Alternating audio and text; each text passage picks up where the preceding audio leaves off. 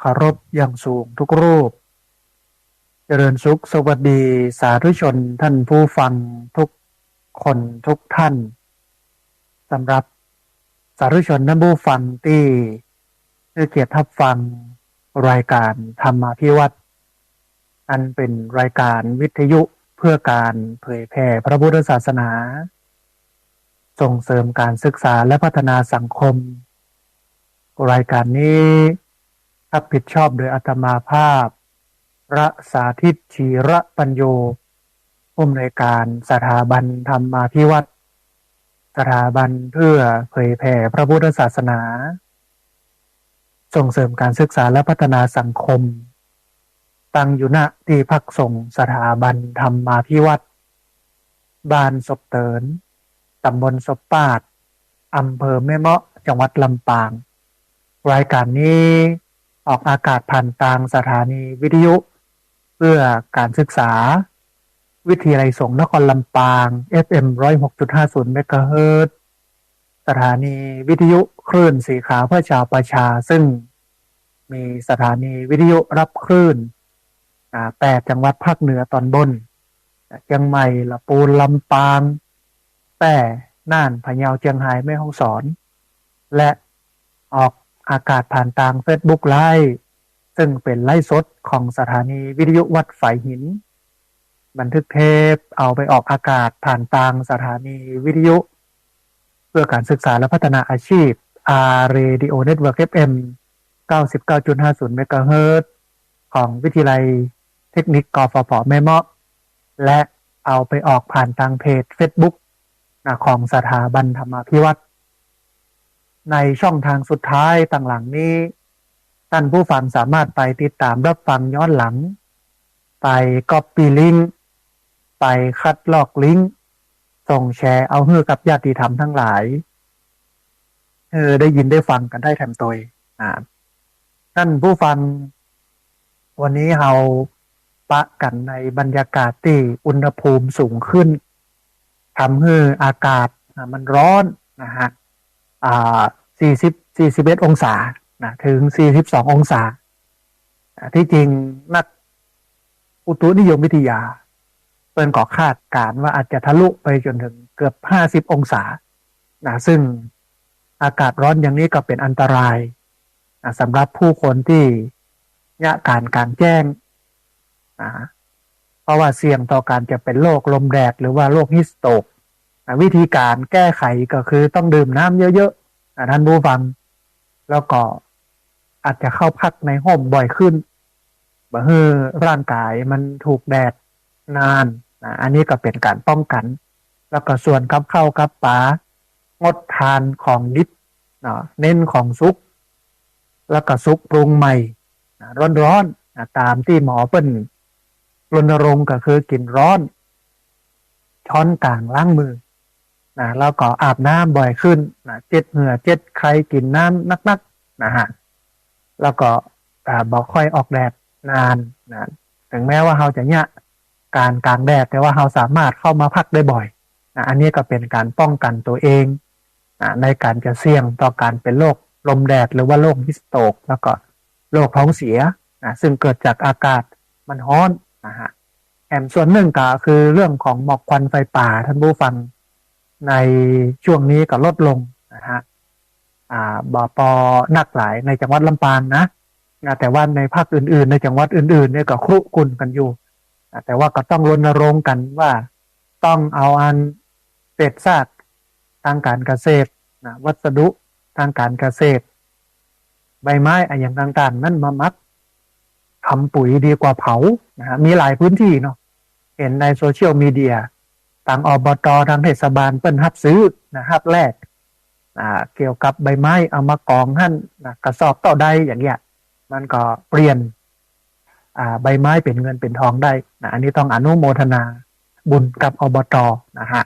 ท่านผู้ฟังอันก็เป็น2เรื่องที่ให้ท่านผู้ฟัง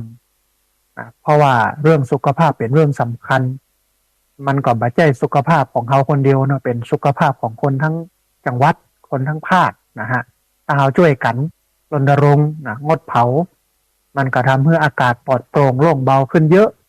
ทำให้หายใจสะดวกแบบเป็นอันตรายต่อสุขภาพก็ธรรมชาติเนี่ยท่านผู้ฟังแห่งวันก็แห่งลุแห่งแล้วไปถึงวันฮ้อนนักไปถึงวันอันนี้ก็เป็นจริงหนึ่งที่เอามาให้ท่านผู้ฟังทั้งหลายได้ฟังเพื่อได้มาช่วยกันรณรงค์กันนะฮะก่อนที่จะเข้าสู่เนื้อหาสาระท่านผู้ฟังวันนี้จะเอาเรื่องของนิพพานมาให้ท่านผู้ฟังทั้งหลายได้ฟังโดยยกตัวอย่างข่าวตามโซเชียลมีเดียที่ผ่านมาเปิ้ลมีคลอดสู่นิพพาน25,000มีครูไม่ยิงคนหนึ่งเป็นคนจัดคลอด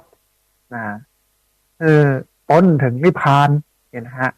ก็ใจงบประมาณอยู่25,000ซึ่งมันเป็นเรื่องน่าตกใจเงิน25,000นี่ซื้อนิพพานได้ ถ้าบางอันเนี่ยคนรวยนะคนที่มีเงิน25,000เนี่ยไปนิพพานได้ทุกคนแล้วคนตู้คนยากคนจนอย่างเฮานี่ถ้าบูฟังบ่มีโอกาสเนี่ยนะจะได้ไปนิพพานเพราะว่าเงินบ่มีเพราะนั้นในวันนี้มาทำความเข้าใจกันถึงเรื่องนี้เรื่องของนิพพานเป้าหมายสูงสุดหลุดพ้นจากทุกข์ของพระพุทธศาสนาแต่ว่าก่อนที่จะเข้าสู่เนื้อหาสาระนี้ก็มีข่าวประชาสัมพันธ์ท่านผู้ฟัง3ข่าวบุญ3ข่าวกุศลที่เอามามาให้ท่านผู้ฟังทั้งหลายได้ฟังได้เข้าใจถึงเรื่องราวข่าวบุญข่าวกุศลต่างๆนะฮะมีอย่างพ้องเรื่องแรกท่านผู้ฟังในวันจันทร์ที่8เมษายนแถมบักกี้วันที่จะถึงนี้นะฮะวันนี้วันที่2 3 4 5 6 7 8แถม6วันท่านผู้ฟังขอเจริญพรญาติโยมท่านผู้ฟังบอกว่าจะเป็นที่ใกล้ที่ไกลที่ไหนทั้งใดนะฮะร่วมกิจกรรมรดน้ำดำหัวครูบาอาจารย์พระนักจัดรายการคลื่นสีขาวเพื่อชาวประชาประจำปี2567ณวัดบรรพตสถิตตำบลพิชัยอำเภอเมืองจังหวัดลำปางเวลา9 โมงไม่เจ้าเป็นต้นไปเนี่ยเป็นพิธีสืบชะตาหลวงแบบล้านนาถวายมุทิตาอายุวัฒนมงคลท่านอาจารย์พระมหานพดลสุวรรณเมธีเจ้าอาวาสวัดบรรพตสถิตเจ้าคณะอำเภอวังเหนือแล้วก็เวลา 13 นาฬิกาถึง 16 นาฬิการดน้ำดำหัวครูบาอาจารย์พระนักจัดรายการคลื่นสีขาว8 จังหวัดภาคเหนือเพราะฉะนั้นก็เรียนเชิญเจริญพรท่านผู้ฟังได้มาร่วมบุญกันร่วมออกโครงการร่วมถวายมุทิตาสักการะสุมากาลวะดำหัวพระนักจัดรายการวิทยุมันมีบุญที่จะ ญาติโยมได้ร่วมกันทำก็คือเป็นเจ้าภาพสังฆทานถวายครูบาอาจารย์ชุดละ 1,000 บาทหรือว่าตามกำลังศรัทธาญาติโยมสามารถทำบุญได้ที่ธนาคารกรุงไทยหมายเลขบัญชี53630954991ที่ชื่อบัญชีพระมหาสมชาติชะแต้มคมนะฮะหรือว่าท่านผู้ฟังจะโทรเข้ามาสอบถามก็สามารถโทรเข้ามาสอบถามได้ที่พระมหาสมชาติชาตะปัญโยหรือว่าท่านมหาสมชาติแต้มคมอันนี้ก็เป็นข่าวบุญหนึ่งที่ปีหนึ่งเนี่ยเราก็จะจัดงานแบบนี้นะฮะก็คืองานสุมาการวะดำหัวพระนักจัดรายการวิทยุเพราะฉะนั้นก็เรียนเชิญเจริญพรท่านผู้ฟังได้มาร่วมบุญร่วมกุศลกันดำหัวครูบาอาจารย์พระนักจัดรายการวิทยุบ่ใช่ว่าเฉพาะของลำปางนะท่านผู้ฟังปีพระสงฆ์ที่เป็นพระนักจัดรายการเนี่ยก็มาจาก8 จังหวัดภาคเหนือตอนบนเชียงใหม่ลำพูนลำปางแพร่น่านพะเยาเชียงรายแม่ฮ่องสอนนะฮะอันนี้ก็เป็นอันหนึ่งเนาะแห่งข่าวบุญหนึ่งท่านผู้ฟังอันนี้เป็นข่าวจาก หน่วยประจำจังหวัดลำปางสภาองค์กรของผู้บริโภค เลขที่249/42ถนนเขลางตำบลหัวเวียงอำเภอเมืองจังหวัดลำปางอยู่ที่สะพานต้ามาโอตรงข้ามกับร้านตาปิโหลท่านผู้ฟังท่านใดที่มีความเดือดร้อนถูกละเมิดเกี่ยวกับการบริโภคถูกละเมิดผู้บริโภคเนี่ยสามารถที่จะมาร้องเรียนได้นะฮะเพราะว่าจะเป็นสินค้าสั่งในอินเทอร์เน็ตจัดดีจัดใหญ่แต่พอสั่งมาแล้วมันบ่ตรงปกถูกหลอกให้ลงทุนลิงก์ต่างๆโมคอเซ็นเตอร์ต่างๆนะถูกถูกหลอกให้ได้โอนเงินโอนทองไปหรือว่าอื่นๆนะที่เกี่ยวข้องกับการบริโภคซื้อสินค้าแล้วสินค้ามันบ่มีคุณภาพมันลุมันแหลวมันเน่ามันบูดนะฮะมันใจบ่ได้มันใจบ่ดีมันน้อยมันนี้ล้ำไปนะในส่วนสินค้าในส่วนของพี่น้องที่เดือดร้อนนะครับโรงงานอุตสาหกรรมกับฟาร์มหมูฟาร์มไก่ฟาร์มเป็ดที่อยู่ข้างบ้านหรือว่าเปิ้ลจะมาสร้างอันนี้ก็สามารถมาแจ้งร้องเรียนหน่วยประจำจังหวัดลำปางสภาองค์กรของผู้บริโภคได้นะฮะตอนนี้เนี่ยย้ายมาอยู่ที่เลขที่249/42ถนนเขลางนครตำบลเวียงอำเภอเมืองจังหวัดลำปางกับใกล้ๆกับสะพานตามาโอตรงข้ามร้านตาปิโหลนะฮะท่านผู้ฟังที่ฟังอยู่ถ้ามีเรื่องเดือดร้อนถูกละเมิดก็สามารถที่จะโทรเข้ามาได้ที่เบอร์054-01-2225นะฮะเบอร์054-01-2225นะอยู่ที่ใกล้กับสะพานตามาโอนะแยกที่ไปสะพานตามาโอเนี่ย4แยกเนี่ยนะเข้าไป4แยกข้างน้อยเดียวนะฮะอยู่ขวามือนะตรงข้ามกับร้านตาปิโหลนะฮะอันนี้ก็เป็นข่าวหนึ่งที่เอามาให้บริการกับ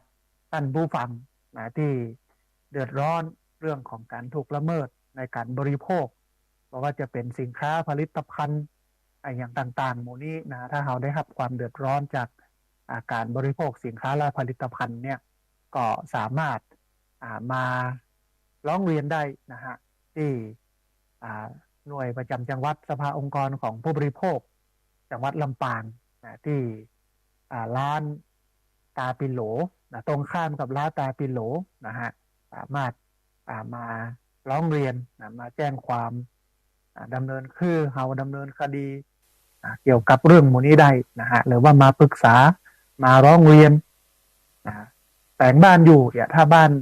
ช่างมันแต่งบดีกาหนีงานกาเนาะซื้อรถมารถบดีกาอย่าบอกว่าจะไปร้องเรียนที่ไหนนะฮะมาร้องเรียนได้ที่หน่วยประจำจังหวัดลำปางสภาองค์กรของผู้บริโภคเดี๋ยวบอกหมายเลขโทรศัพท์แห่งกำหนึ่งนะฮะหมายเลขโทรศัพท์คือ054-01-2225เบอร์054-01-2225นะฮะอันนี้ก็เป็น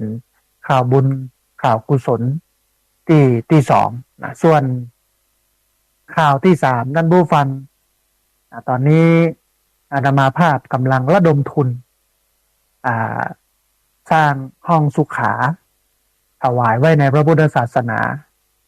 ณที่พักสงฆ์สถาบันธรรมาภิวัตรบ้านศพเตินตำบลศพปาดอำเภอแม่เมาะจังหวัดลำปางห้องน้ำที่จะสร้างนี้ก็สร้างต่อจากอาคารกุฏิเรือนพักที่มันมีอยู่แล้วนะฮะก็กว้าง2 เมตรยาว4 เมตรนะเพราะว่ามีอยู่5 ห้องอยู่5 ล็อกต่อจากอาคารที่มีอยู่เดิมนะฮะสมัยตะก่อนอาคารที่มีอยู่เดิมเนี่ยเป็นอาคารที่พักของสามเณรที่พักของนักศึกษาที่พักของญาติโยมนักปฏิบัติธรรมทั้งหลายที่มาเข้าค่ายอบรมคุณธรรมจริยธรรมศีลธรรมอะไรอย่างต่างๆนาที่พักสงฆ์สถาบันธรรมาภิวัตรนะฮะในสมัยตะก่อนเนี่ยแปลงก็อาคารบ่ได้เป็นที่พักเพราะว่าเกิดในใจว่าห้องน้ำมันมีอยู่แล้วเอากับเตียวมาเข้าห้องน้ำเอาเตียวไก่น้อยนึงถ้าบ่ใจหน้าฝนเนี่ยก็บ่ลำบาก สำหรับคนหนุ่มนะแต่ถ้าหน้าฝนนี่ลำบากแต่ถ้าเป็นผู้สูงอายุก็เดินไกลน้อยนึง ลำบากระยะหลังๆเนี่ยก็มีผู้สูงอายุมาเยอะนะฮะก็เลยเปิ้นกระจมว่าโอ้ห้องน้ำอยู่ไกลพระอาจารย์เข้าเดินไปเข้าลำบากก็เลยกึดกอยว่าน่าจะทำต่อออกมาตั้งหลังท่านนะฮะ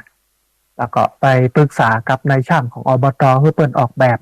ประมาณราคาค่าใช้จ่ายค่าเข้าของอะไรอย่างต่างๆเนี่ยนะฮะก็ตกอยู่ราคาห้องละ 68,000 บาทจำนวน5ห้องรวมค่าก่อสร้างทั้งสิ้นจำนวน 341,981 บาท 40 สตางค์ท่านผู้ฟังสามารถทำบุญได้ตามกำลังศรัทธาห้องสุขาที่จะสร้างนี้ท่านผู้ฟังสำหรับใจในการปลดทุกข์แล้วก็สร้างสุขแก่ผู้มาร่วมทำบุญแล้วก็ร่วมทำกิจกรรมต่างๆของที่พักสงฆ์สถาบันธรรมาภิวัตรบ้านศพเตินตำบลศพปาดอำเภอแม่เมาะจังหวัดลำปาง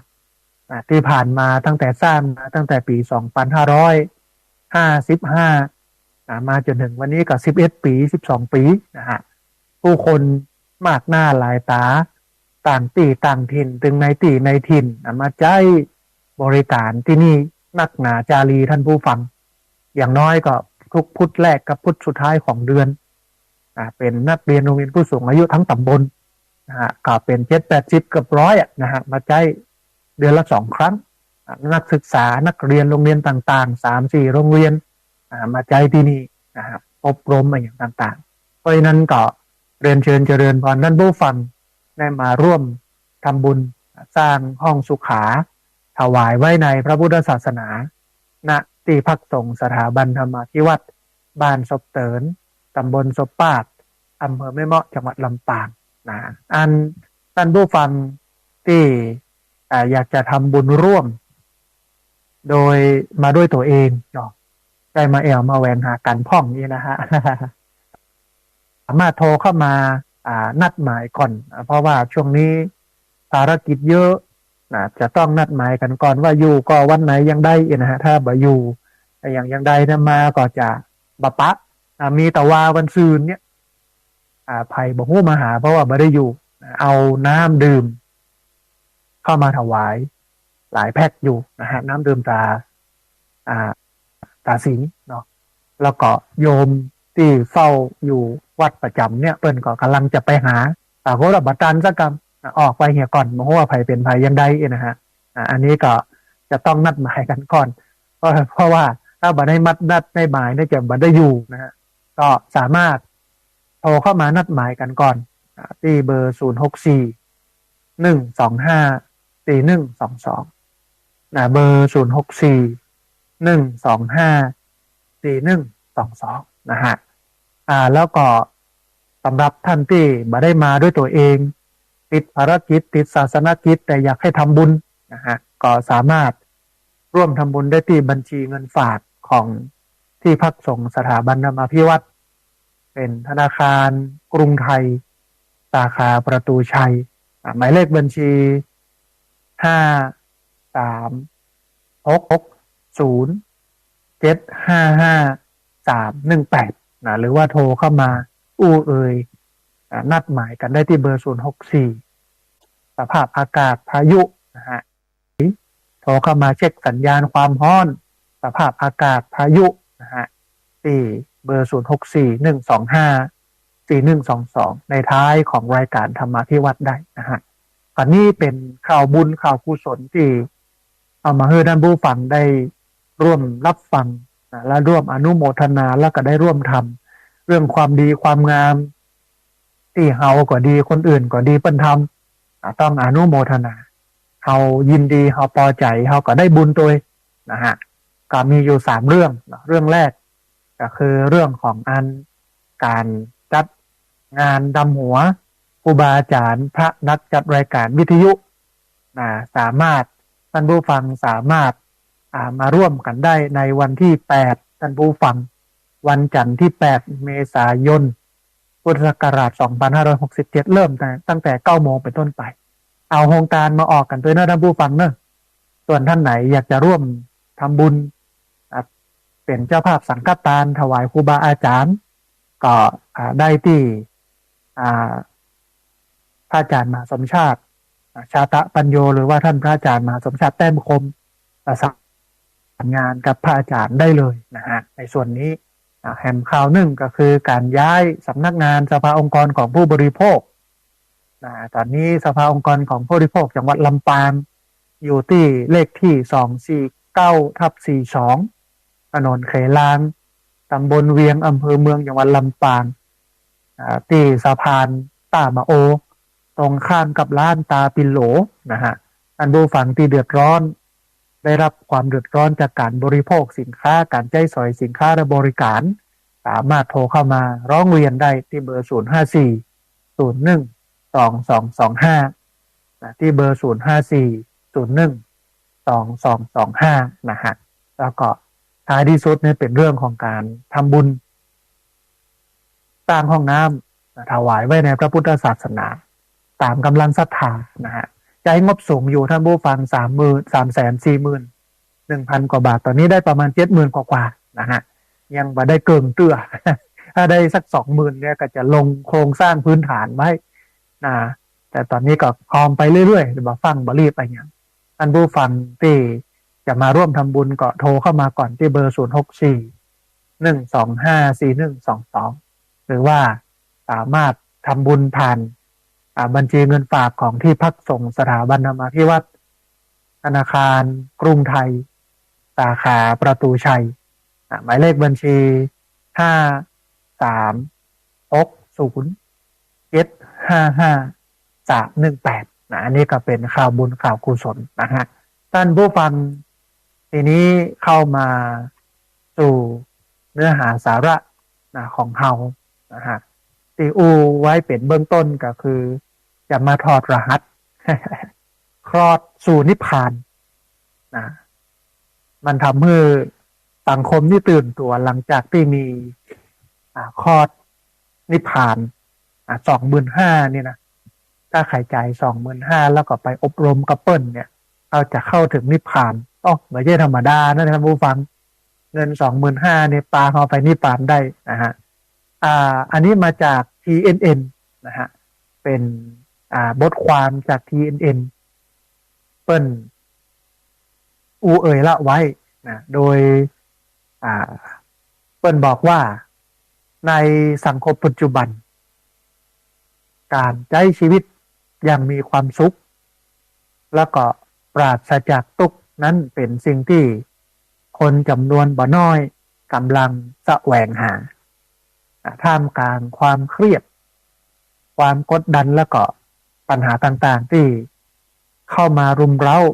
ทั้งในชีวิตส่วนตัวแล้วก็การทำงานการแสวงหานิพพานจึงกลายเป็นหนึ่งในเป้าหมายที่คนตั้งเป้าหมายไว้เป็นจุดหมายปลายทางแห่งความสงบสุขแล้วก็หลุดพ้นจากความทุกข์ความยากทั้งปวงนะฮะท่านผู้ฟังบทความนี้กล่าวถึงนิพพานซึ่งเป็นเป้าหมายสูงสุดในพระพุทธศาสนาหมายถึงสภาพหรือว่าสภาวะที่จิตปราศจากกิเลสและก็ทุกข์ทั้งปวงเป็นภาวะที่บรรลุได้ด้วยการประพฤติปฏิบัติตามหลักธรรมคำสอนอย่างใดก็ตามท่านผู้ฟังที่ผ่านมาเนี่ยมันมีประเด็นถกเถียงในสังคมไทยว่าการเปิดคอร์สสอนหรือว่าการขายวิธีการบรรลุนิพพานเป็นการจุเป็นการหลอกเป็นการเอาเปรียบพี่น้องชาวบ้านก่อเพราะอย่างท่านผู้ฟังเพราะว่าเนื่องจากนิพพานต้องบรรลุด้วยตัวเองมันบ่สามารถที่จะซื้อขายกันได้มันสะท้อนท่านผู้ฟังสะท้อนอะไรอย่างคือสะท้อนเนื้อหันถึงความเชื่อของคนไทยบางส่วนที่ยังบ่เข้าใจหลักธรรมทางพระพุทธศาสนาอย่างแท้จริงถึงไปจ่ายเงินเข้าคอร์สเพื่อเข้าถึงนิพพานนะฮะ เมื่ออู้ถึงนิพพานเนี่ยท่านผู้ฟังมันเป็นสิ่งสูงสุดของพระพุทธศาสนาเป็นภาวะสูงสุดของพระพุทธศาสนาเป็นเป้าหมายที่พุทธศาสนิกชนบอกว่าจะเป็นภิกษุก็คือตุเจ้าก็ดีภิกษุณีก็คือตุเจ้าไม่ยิงสามเณรอุบาสกอุบาสิกาแม่ชีหมู่นี้ที่จะเข้าถึงได้แล้วก็เป็นสิ่งที่เข้าถึงยากเนี่ยอย่างถึงบอกว่าเป็นสิ่งที่เข้าถึงยากมันก็มีในพุทธประวัติท่านผู้ฟังสมัยที่พระพุทธเจ้าตรัสรู้ใหม่ๆเข้าใจธรรมะใหม่ๆพระองค์ก็มานั่งอยู่ข้างห้วยข้างแม่น้ำปืนก็ไม่นั่งพิจารณาว่าสิ่งที่เราเข้าใจมันเป็นเรื่องยากมากยากที่ปุถุชนคนที่หนาไปด้วยกิเลสมันจะเข้าถึงได้ง่ายมันเข้าถึงมาได้เข้าถึงได้ยากมากนะฮะถ้า เป็นภาษาบ้านเราก็คือว่าเกิดยากจะสอน พระพุทธเจ้านี่นะเกิดยากในการจะสอนแต่พอ เหลือบแล ไปเห็นดอกบัวในน้ำมันก็มีหลายประเภทบอกว่าจะเป็นดอกบัวที่มันโผล่พ้นน้ำมาแล้วเมื่อแสงอาทิตย์สาดส่องใส่มันก็บานมันก็ปุกแถมลักษณะหนึ่งก็อยู่กึ่งน้ำ อยู่ปริ่มน้ำกึ่งน้ำพร้อมที่จะทะลุขึ้นแล้วก็รับแสงอาทิตย์ในวันต่อไปแถมส่วนหนึ่งก็อยู่ใต้น้ำนะฮะรอที่จะปุจะโป่งออกมาโดนแสงอาทิตย์แล้วก็จะพริบานต่อไปมี3 จำพวกเนาะบัวสามเหล่าที่จริงบัว3 เหล่าไม่ใช่เป็นบัว4 เหล่านะท่านผู้ฟังเหล่าที่4เนี่ยหมู่ที่เป็นห้องว่าบัวใต้คอนกรีตภาษาบาลีเป็นห้องว่าปะทะปรมะคือบัวใต้คนตมเป็นคนมืดบอดสอนบ่ได้แนะนำบ่ได้ไม่มีในพระพุทธศาสนาคือขึ้นชื่อว่าเป็นมนุษย์เนี่ยเป็นผู้ฝึกได้ทุกคนแต่ว่าใครจะฝึกใครจะฝึกจะฝึกด้วยวิธีไหนเนี่ยก็แห่งเรื่องนึงอันที่เราสอนบ่ได้บอกบ่ได้แนะนำบ่ได้ฝึกเนี่ยก็เป็นคนที่เป็นคนพิเศษที่พระพุทธเจ้าจะต้องได้โปรดด้วยตัวเองต้องอันคนอื่นโปรดหายบ่ได้ ทีนี้เมื่อพระองค์หันอย่างนั้นแล้วว่ามันก็มีหลายจำพวกก็เลยได้ไปสอนได้ไปแนะนำเบื้องต้นก่อนแนะนำเมื่อกับปัญจวัคคีย์ได้ทราบก่อนปัญจวัคคีย์นี่เป็นตัวดูแลอุปถัมภ์อุปถากหรอกหนีไปอยู่ที่ป่าอิสิปตนะมฤคทายวันด้วยความเข้าใจผิดว่าพระพุทธเจ้าบ่เอาแตะละนะฮะหลังจากที่พระพุทธเจ้าหันเป็นเพราะว่าเปลี่ยนวิธีปฏิบัติหันมากินข้าวกินปลาอย่างเงี้ยนะรามหันแล้วก็เสื่อมศรัทธากับปลากันนี้ไปท้ายที่สุดพระพุทธเจ้าตรัสรู้แล้วก็มาบอกปัญจวัคคีย์ทั้ง5นี้เป็นคณะแรกนะฮะตุลุงนะตอนนั้นไม่ใช่ตุลุงนะลุงหนาอัญญาโกณทัญญะ เปิ้นก็เข้าใจในคำสอนของพระพุทธเจ้านะก็เลยขอบวชในพระพุทธศาสนา เป็นพระสงฆ์รูปแรกในพระพุทธศาสนาตุลุงอัญญาโกณทัญญะนะฮะอันนี้ก็เป็นส่วนหนึ่งท่านผู้ฟังที่เอามาเล่าให้ท่านผู้ฟังทั้งหลายได้ฟังว่านิพพานมันเป็นเรื่องยากถ้าปฏิบัติอย่างจริงจังเนี่ยใช้เวลาแต่นี่นะเอาว่าเนี่ยถ้ามันถึงพร้อมทุกลมหายใจเข้าออกอยู่ที่การปฏิบัติธรรมแต่ใช้เวลาอยู่7 เดือน7 ปีเป็นอย่างต่ำติดต่อกันปฏิบัติติดต่อกันทำติดต่อกันเนี่ย7 ปีเป็นอย่างต่ำ7 จากไปเรื่อยๆนะฮะเป็นอย่างสูงอย่างมากนะก่อนจะได้ก็ไม่ใช่เรื่องง่ายทีนี้ท่านผู้ฟังนิพพานในหลักธรรมทางพระพุทธศาสนานั้นก็หมายถึงสภาวะที่ปราศจากความทุกข์และก็ความร้อนลุมเร้าจากกิเลสและตัณหาต่างๆเป็นภาวะจิตใจว่างจากกิเลสแล้วก็ส สามารถหลุดพ้นจากวัฏฏะสงสารได้ก็คือเป็นการดับทุกข์โดยสิ้นเชิงไม่ใช่แค่เพียงระงับทุกข์ชั่วคราวนิพพานจึงเป็นจุดหมายสูงสุดของชาวพุทธที่ปรารถนา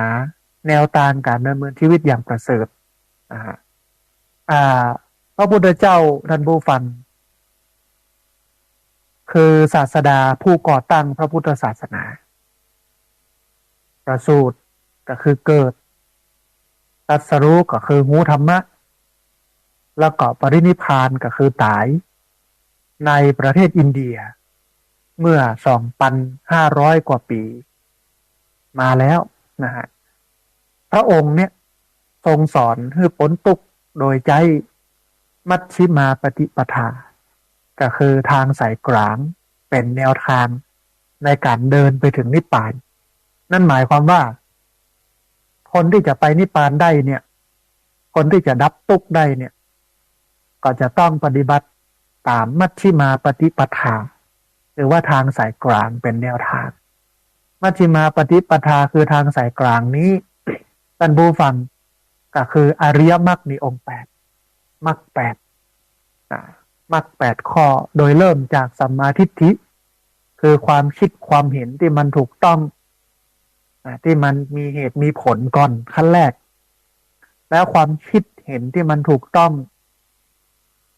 ตามทำนองครองธรรมตามเหตุตามผลเนี่ยมันก็เกิดได้ด้วยเหตุ2ประการแรกก็คือต้องอาศัยกัลยาณมิตรอาศัยเปื้อนอาศัยครูบาอาจารย์ที่ดีคอยให้ข้อมูลคอยแนะนำอันดับที่2ต้องมีโยนิโสมนสิการคือการคิดก็คือเขาได้ข้อมูลได้ข้อความได้เนื้อหาได้ธรรมะจากครูบาอาจารย์แล้วก็เอาธรรมะนั้นมาคบคิดเป็นห้องว่าโยนิโสมนสิการคิดเจรณาโดยแยบคายเมื่อ2อย่างนี้มันทำงานสืบต่อสืบเนื่องกันก็คือสัมมาทิฏฐิคือความคิดเห็นที่มันถูกต้องอาศัยปรโตโคสะคือเสียงจากภายนอกอันได้แก่กัลยาณมิตรแล้วก็2มีโยนิโสมนสิการ2อันนี้ทำงานเชื่อมโยงกันมันก็ทำให้เกิดสัมมาทิฏฐิได้นะฮะทีนี้ท่านผู้ฟังนิพพานเนี่ยคือเป้าหมายสูงสุดของพระพุทธศาสนามันเป็นภาวะที่ดับทุกข์ทั้งปวงเป็นสุขที่แท้จริงเป็นการพ้นจากการเวียนว่ายตายเกิดนะฮะการบรรลุนิพพานของพระพุทธเจ้าเนี่ยท่านผู้ฟังเกิดขึ้นหลังจากพระองค์ทรงตรัสรู้แล้วก็พระองค์ทรงใช้เวลา45 ปีในการไปสอนไปสั่งพุทธสาวกหลังจากที่ตรัสรู้แล้วไปสอนไปแนะไปนำเนี่ยอยู่45 ปีการบรรลุนิพพานของพระพุทธเจ้ามันแสดงให้เราหันท่านผู้ฟังว่ามนุษย์ปุถุชนคนเฮาเนี่ยสามารถพ้นทุกข์ได้โดยมีพระพุทธเจ้าเป็นตัวอย่างทีนี้ท่านผู้ฟังมันมีแนวทางการบรรลุนิพพานตามหลักคำสอนของพระพุทธเจ้าการจะบรรลุนิพพานก็เหมือนที่อาตมาภาพบอกก็ต้องอาศัยตั้งสายกลางก็คือมัชฌิมาปฏิปทาก็คือมรรค8ต้องอาศัยมรรค8อริยมรรคมีองค์8ในการจะเข้าถึงซึ่งนิพพานอริยมรรคมีองค์8เนี่ยวันก่อนในวันอังคารก่อนก็อู้ไปละนะฮะว่าอริยมรรคมีองค์8นี่เป็นมัชฌิมาปฏิปทาเป็นทางสายกลางเมื่อนก็ย่อลงเหลือ3อย่างก็คือ1ศีล2สมาธิและ3ปัญญาการเข้าถึงนิพพานนั้นต้องอาศัย3อย่างนี้ก็คือ1ต้องมีพฤติกรรมที่มันดีพฤติกรรมที่มันบริสุทธิ์บ่เบียดเบียนตัวเองแล้วก็บ่เบียดเบียนตัวคนอื่นโดยเริ่มต้นจากศีล5ศีล8ศีล10ศีล227หรือว่าศีล300 กว่าข้อนะฮะด้วยการมีศีลเนี่ยก่อน ศีลนี่เป็นบันไดขั้นแรกของการเดินเข้าสู่ประตูนิพพานท่านผู้ฟังถ้าบันไดขั้นแรกมันลุมันแล้วมันลุดหรือว่ามันบ่มีเนี่ยเราก็บ่สามารถที่จะเดินเข้าถึงนิพพานได้บ่ต้องไปหวังนิพพานถ้าศีลพร่องนี่นะ ถ้าศีลบกพร่องเนี่ยบ่ต้องไปหวังนิพพานเพราะฉะนั้นต้องทำให้ศีล5เขาบริบูรณ์แต่ว่ามันก็มีแต่ว่าณปัจจุบันวันนี้พิธีกรรมประเพณีวัฒนธรรมมันบักเกือให้ศีลบริบูรณ์เพราะอะไรอย่างก็เพราะเอาเหล้าเข้ามาเกี่ยวข้องเอาอบายมุขเข้ามาเกี่ยวข้องงานวัดงานวางานครูบาอาจารย์อย่างต่างๆที่เพิ่นจัดฉลองสมณศักดิ์ช่วงนี้เป็นช่วงฉลองสมณศักดิ์ในส่วนของการจัดงานฉลองเจดีย์ส่งน้ำพาดงานฉลองกำแพงฉลองซุ้มประตูฉลองกุฏิศาลาวิหารเจดีย์เจดีย์เขาก็จัดงานโดยที่มีเหล้าเลี้ยงเหล้ามีดนตรีมาเต้นมาลำมากินกันมันก็บ่เกื้อให้ศีลสมบูรณ์มันทำให้ศีลบกพร่องเพราะฉะนั้นเนี่ยเขาจะต้องจัดประเพณีพิธีกรรมให้มันปราศจากเหล้าว่ามีเหล้าเลี้ยงคนมีสติสมบูรณ์เพราะเหล้ากับพุทธศาสนานี่มันไปคนละต่างเหล้ามันทำลายสติพุทธศาสนาให้เรามีสติถ้ากินเหล้าก็ขาดสติมันก็ไปคนละเรื่องแล้วมันใจตีอันนี้คือต้องรักษาศีลก่อนเมื่อเรารักษาศีลได้มั่นคงแล้วเราฝึกใจให้แน่วแน่ฝึกใจให้มั่นคงฝึกใจให้แนบแน่นก็คือการฝึกสมาธิการฝึกสมาธิมีสมาธิเมื่อมีสมาธิแล้วก็มีปัญญาพัฒนาปัญญาให้มีความคิดในเชิงเหตุผลเท่าทันตามความเป็นจริงคือมองโลกตามความเป็นจริงมองโลกว่ามันเกิดขึ้นเป็นธรรมดามันตั้งอยู่เป็นธรรมดามันดับไปเป็นธรรมดามันเป็นอนิจจังมันบ่เที่ยงทุกขังทนอยู่ในสภาพเดิมได้ยากอนัตตามันบ่เจ้ตัวบ่เจ้ตนบ่สามารถที่จะบังคับบัญชาได้มันทำให้การเห็นแบบเนี้ยการเข้าใจโลกตามความเป็นจริงแบบเนี้ยที่เปิ้นฮ้องว่ายะถาภูตะญาณทัศนะแบบนี้มันทำให้ความยึดถือความยึดมั่นหรือว่าภาษาบาลีเปิ้นฮ้องว่าอุปทานมันลดลงมันน้อยลงมันบ่มีมันหมดไปเลยการยึดถือการอุปทานทีนี้รากเหง้าของทุกข์ทั้งปวงก็คือการยึดถือยึดมั่นถือมั่นอาหังการมะมังการเป็นตัวกูของกูเนี่ยมันเป็นรากเหง้าของความทุกข์แต่ถ้าบ่มียึดถือแล้วมันก็ปราศจากความทุกข์มันก็บ่ทุกข์อันนี้คือหลักการสำคัญทีนี้ท่านผู้ฟังมนุษย์ทุกคนเนี่ย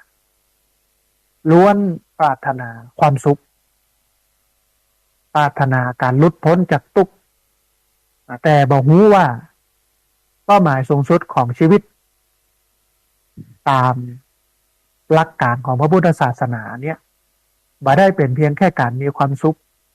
แต่คือนิพพานสภาวะที่พ้นไปจากวัฏสงสารการเวียนว่ายตายเกิดหรือว่าการหลุดพ้นจากกิเลสทั้งปวงทั้งอันมันยังมีธรรมะที่คือเราเอามาใช้ในชีวิตประจำวันที่ยังบ่ได้ถึงนิพพานเตื้อหรือว่าระหว่างที่กำลังเดินไปถึงนิพพานเนี่ยก็มีข้อปฏิบัติต่างๆคือเรานั้นบ่เบียดเบียนตัวเองแล้วก็บ่เบียดเบียนคนอื่นทีนี้ท่านผู้ฟังนิพพานนั้นมันบ่ใช่สถานที่เหมือนที่คนปุจจารเพิ่นเวนตาลว่านิพพานเวียงแก้วนิพพานเมืองแก้วดูเหมือนว่ามันเป็นสถานที่แต่นิพพานนั้นบ่ใช่สถานที่ท่านผู้ฟัง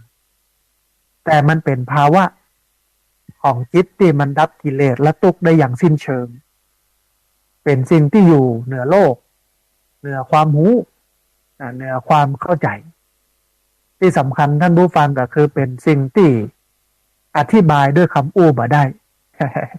แต่สามารถเข้าถึงได้ด้วยการปฏิบัติตามแนวทางที่พระพุทธเจ้าทรงสอนก็คือศีลสมาธิแล้วก็ปัญญาท่านผู้ฟังการบรรลุนิพพานซึ่งเป็นเป้าหมายสูงสุดของชีวิตตามหลักของพระพุทธศาสนานั้นเนี่ย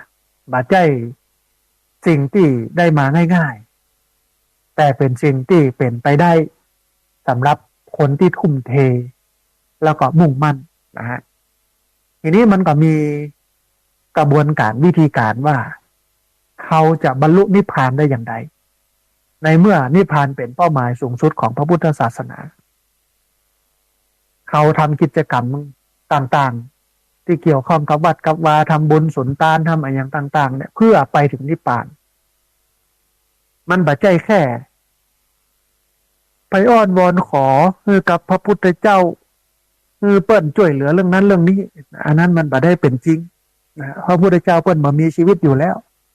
เป็นแต่เพียงหบปั้นหบเคารพอิฐหินดินทรายเป็นสัญลักษณ์ต่ออันเปิ้นมามีฤทธิ์มีเดชอะไรอย่างถึงแม้ว่าเปิ้นจะมีชีวิตอยู่ท่านผู้ฟังพระพุทธเจ้ามีชีวิตอยู่เปิ้นก็บ่เคยใจฤทธิ์เนี่ยไปช่วยให้ไผ่บรรลุธรรมไปช่วยให้ไขเข้าถึงนิพพานไม่มีนะฮะแต่ทีนี้เนี่ยเขาหลงลืมเขาบ่ได้ใส่ใจเนื้อแท้ของพระพุทธศาสนาแต่ถ้าเขาบอกว่าเป็นชาวพุทธแล้วเอานิพพานเป็นที่ตั้งเนี่ยทุกคนก็รู้เป้าหมายรู้วิธีการแล้วก็จะรีบไปถึงนิพพานมุ่งไปสู่นิพพานบาทะเลทลายไปที่อื่นละแล้วก็จะนอกเหนือจากนั้นก็คือคนที่บ่เอานิพพานกลับไปแห่งศาสนาเรื่องแห่งพวกนึงแต่วันนี้เนี่ยเขาก็หลงตามอยู่เนี่ยนะฮะศีลก็บกพร่องเนาะจัดงานวัดงานวางานบุญงานกุศลอย่างต่างๆก็เอาเหล้ามาเป็นตัวตั้งเอาดนตรีมาเป็นตัวตั้งเอาการเต้นการรำมาเป็นตัวตั้งคือเอาเรื่องกินเรื่องแอวซึ่งเรื่องเป็นเรื่องโลกีเรื่องโลกมาสูญอานกับบุญซึ่งมันคนละอย่างคนละเรื่องกันทำบุญกับได้บุญท่านผู้ฟังแต่ว่างานเหล่านี้ที่จัดขึ้นเนี่ยมันทำเพื่อมาได้บุญมันทำเพื่อศาสนาเสื่อมด้วยนะฮะมันทำเพื่อเฮาห่างไกลจากนิพพานหรอกคือถ้าไปจัดงานข้างนอกเป็นงานอื่นนี่นะไม่ได้เกี่ยวกับวัดวาเกี่ยวกับกิจการของศาสนาอย่าจะกินเล่นเต้นรำอย่างก็แล้วแต่ไปแต่ว่าถ้าเป็นงานวัดมันบอกควรจะมีเหล้ามันบอกควรจะมีการลื่นเริงสังสรรค์เต้นกันวุ่นวายเนี่ยนะช่วงหลังๆเนี่ยท่านผู้ฟังเขาไปดูตามสื่อโซเชียลต่างๆในการจัดงานคอนเสิร์ตตามวัดต่างๆตามบ้านต่างๆที่เป็นจัดงานกฐินพระป่างานอะไรอย่างฉลองโน่นนี่นั่นที่มีดนตรีมาเล่นนะแล้วก็มีแดนเซอร์นักเต้นหนุ่มน้อยห่มน้อยมาเต้นระยะหลังๆเนี่ยเขาก็จะต้องไปรบกวนจลบอสทหารตำรวจมาเฝ้าพอคนเต้นเพื่ออะไรอย่างเพื่อบังเอิญเปิ้นตีกันอีนี้ถ้ามันตีกันตำรวจทหารก็เข้าไปอีลุงตุงนังลากหมู่ที่ตีกันออกมาเพื่อให้งานมันเดินได้ต่ออานามาภาพหันแล้วก็ตลกว่ามาเฝ้าขี้เหล้าบังเอิญตีกันมันก็เป็นเรื่องยากที่มันบ่ตีกันมันบ่ได้เพราะมันเมาแล้วลูกไปพอหน้าพอตากันบ่เข้าท่ากันจะจดบ่คุยกันแล้วเนี่ยย่ำตีนกันอย่างเงี้ยเต้นโดนกันอย่างกันเนี่ยซึ่งอันเนี้ยมันเป็นสิ่งที่ทำให้เราไกลจากนิพพานท่านผู้ฟังมันเป็นสิ่งที่ทำให้บ่เข้าถึงนิพพานนะฮะเพราะฉะนั้นเนี่ยเขาก็จะต้องมาพอละว่าเขาเป็นชาวพุทธแค่ไหนยังไงแต่ว่าเวลามีข่าวพระออกช่วงนี้ซ้ำทีเนาะถึงวันนะฮะแต่มันก็เป็นอย่างนี้จริงเพราะอะไรยังเพราะถึงวันนี้ท่านผู้ฟังที่เราขี้ยามันหนีจากโลกตั้งนอกบอกว่าจะเป็นขี้เหล้าบอกว่าจะเป็นขี้ยาบอกว่าจะเป็นนักต้มตุ๋น18 มงกุฎหนีจากโลกข้างนอกที่มันวุ่นวายมันแข่งแย่งชิงดีกันมันอะไรอย่างกันเนี่ย มันก็เห็นช่องทางท่านผู้ฟังในการที่จะทำให้ชีวิตมันรุ่งเรืองเลยอยู่ได้ก็เลยมาบวชก็กลายเป็นตู้เจ้าขี้เหล้ากลายเป็นตู้เจ้าขี้ยากลายเป็นตู้เจ้า18 มงกุฎออกข่าวตึงว่อนเตียงหันนะฮะข่าวตู้เจ้ามันก็เป็นปกติที่มันเป็นอย่างนี้เพราะว่าตู้เจ้าก็มาจากชาวบ้านถ้าสังคมชาวบ้านดีมีศีลธรรมตู้เจ้าก็จะดีไปตัวเพราะว่าคนที่จะก่อนที่จะมาบวชเป็นตู้เจ้าก็อยู่ในสังคมมนุษย์สังคมโลกของคนที่มันวุ่นวายมาก่อนแต่ถ้าสังคมที่มันวุ่นวายนั้นจัดระบบระเบียบให้ดีเนี่ยมันก็จะเป็นการคัดกรองตู้เจ้าแล้วก็เขาก็จะได้ตู้เจ้าดีแต่ว่าวันเนี้ยปรากฏการณ์ข่าวตู้เจ้าที่มันออกนักเนี่ยมันก็สะท้อนให้เห็นว่าสังคมของโยมเนี่ยมันเสื่อมเต็มที่แล้วมันก็เลยทำให้ตู้เจ้าบ่มีคุณภาพเป็นขี้เหล้าเป็นขี้ยาเป็นอันนักต้มตุ๋นอะไรอย่างต่างๆเนี่ยเข้ามาบวชนะฮะทีนี้ท่านผู้ฟังมันมีประเด็นหนึ่งที่ว่าเขาจะบรรลุนิพพานได้อย่างไรเขาจะเข้าถึงนิพพานได้อย่างไรในเมื่อนิพพานนั้นมันเป็นเป้าหมายสูงสุดของพระพุทธศาสนาที่พุทธศาสนิกชนทุกคนควรจะเข้าถึงการจะเข้าถึงนิพพานได้เนี่ยสิ่งแรกท่านผู้ฟังก็จะมีอยู่ประมาณสัก4 สิ่งเนี่ย สิ่งแรกเนี่ยเพิ่นบอกว่าเราจะต้องเข้าใจชีวิตการจะเข้าถึงนิพพานนั้นได้เนี่ยจะต้องเข้าใจชีวิตคือจะต้องศึกษาหลักคำสอนของพระพุทธเจ้าโดยเฉพาะอริยสัจสี่เข้าใจว่าทุกอย่างล้วนเป็นอนิจจังคือมันบ่มั่นบ่เที่ยงทุกขังคือทนอยู่ในสภาพเดิมได้ยากอนัตตาบ่ใช่ตัวบ่ใช่ตนบ่สามารถที่จะบังคับบัญชาได้เรียนรู้ที่จะปล่อยวางบ่ยึดติดกับสิ่งต่างๆนะฮะถ้าเราสังเกตจากข้อหนึ่งก็คือการจะเข้าถึงนิพพานได้เนี่ยจะต้องเข้าใจชีวิตเนี่ยมันจะมีอยู่3 อย่างอย่างแรกคือปฏิบัติหรือว่าศึกษาตามหลักคำสอนที่เป็นฮ้องว่าอริยสัจสี่คือทุกสภาพที่มันเป็นปัญหาสมุทัยคือสาเหตุของปัญหานิโรธคือการดับการหมดไปของปัญหามรรคก็คือวิธีการในการเข้าถึงซึ่งการดับทุกข์นี่คืออริยสัจสี่อริยะแปลว่าประเสริฐสัจจะก็คือความจริงอริยสัจก็คือความจริงอันประเสริฐ4 อย่างก็คือทุกข์สภาพปัญหาสมุทัยเหตุเกิดของปัญหานิโรธความดับปัญหามรรควิธีการในการดับปัญหาต้องเข้าใจอริยสัจสี่แล้วก็ปฏิบัติตามอริยสัจสี่ทีนี้เมื่อเราปฏิบัติตามหลักอริยสัจสี่โดยเฉพาะมรรค8อันได้แก่ศีลสมาธิปัญญาแล้วเนี่ยมันจะเกื้อกูลให้เรานั้นเข้าใจในไตรลักษณ์เข้าใจว่าสิ่งทั้งหลายทั้งปวงบนโลกนี้นั้นทั้งตัวเราและตัวเขามันเป็นอนิจจังบ่มั่นบ่เที่ยงทุกอย่างมันเป็นอย่างเงี้ยบ่มั่นบ่เที่ยงมีการเปลี่ยนแปลงเป็นทุกข์ทนอยู่ในสภาพเดิมได้ยากเป็นอนัตตาบ่ใช่ตัวบ่ใช่ตนบ่สามารถที่จะบังคับบัญชาได้เมื่อเราเห็นโลกทั้งโลกมันเป็นอย่างอี้ที่จริงมันก็เป็นอย่างเงี้ยแต่เราบ่เห็น เรามีปัญญาพอที่จะไปดูมันทีนี้เมื่อเรามีปัญญาพอที่จะไปดูมันเนี่ยเราหันมันแล้วหันว่าโอ้โลกนี้มันเป็นอนิจจังดูนี่มันบ่มั่นบ่เที่ยงแต่เหมือนที่พระพุทธเจ้าสอนเกิดขึ้นตั้งอยู่ดับไปแต่เป็นทุกขังทนอยู่ในสภาพเดิมได้ยากมันมีอะไรอย่างคงทนเป็นอย่างนั้นตลอดมันเปลี่ยนแปลงมันผุก่อนไปตามกาลเวลาโลกเป็นอนัตตาบ่ใช่ตัวบ่ใช่ตนบ่สามารถที่จะบังคับบัญชาได้เมื่อเราเข้าใจสิ่งเหล่านี้แล้วปุ๊บก็จะนำไปสู่การปล่อยวางบ่ยึดติดต่างๆเมื่อเราปล่อยวางเราบ่ยึดติดสิ่งต่างๆมันก็นำไปสู่การพ้นจากทุกข์เพราะรากเหง้าของความทุกข์นั่นก็คือการยึดถือการจะพ้นทุกข์ได้ก็ปล่อยวางถ้าปล่อยวางได้ก็จะพ้นทุกข์แต่การจะปล่อยวางได้เนี่ยก็ต้องมาเห็นไตรลักษณ์ การจะเห็นไตรลักษณ์ได้ก็คืออนิจจังทุกขังอนัตตาได้ต้องมาปฏิบัติตามอริยสัจสี่โดยเฉพาะมรรคแปดหรือว่าศีลสมาธิปัญญาอันนี้คือข้อแรกจะต้องเข้าใจความจริงของชีวิตก่อน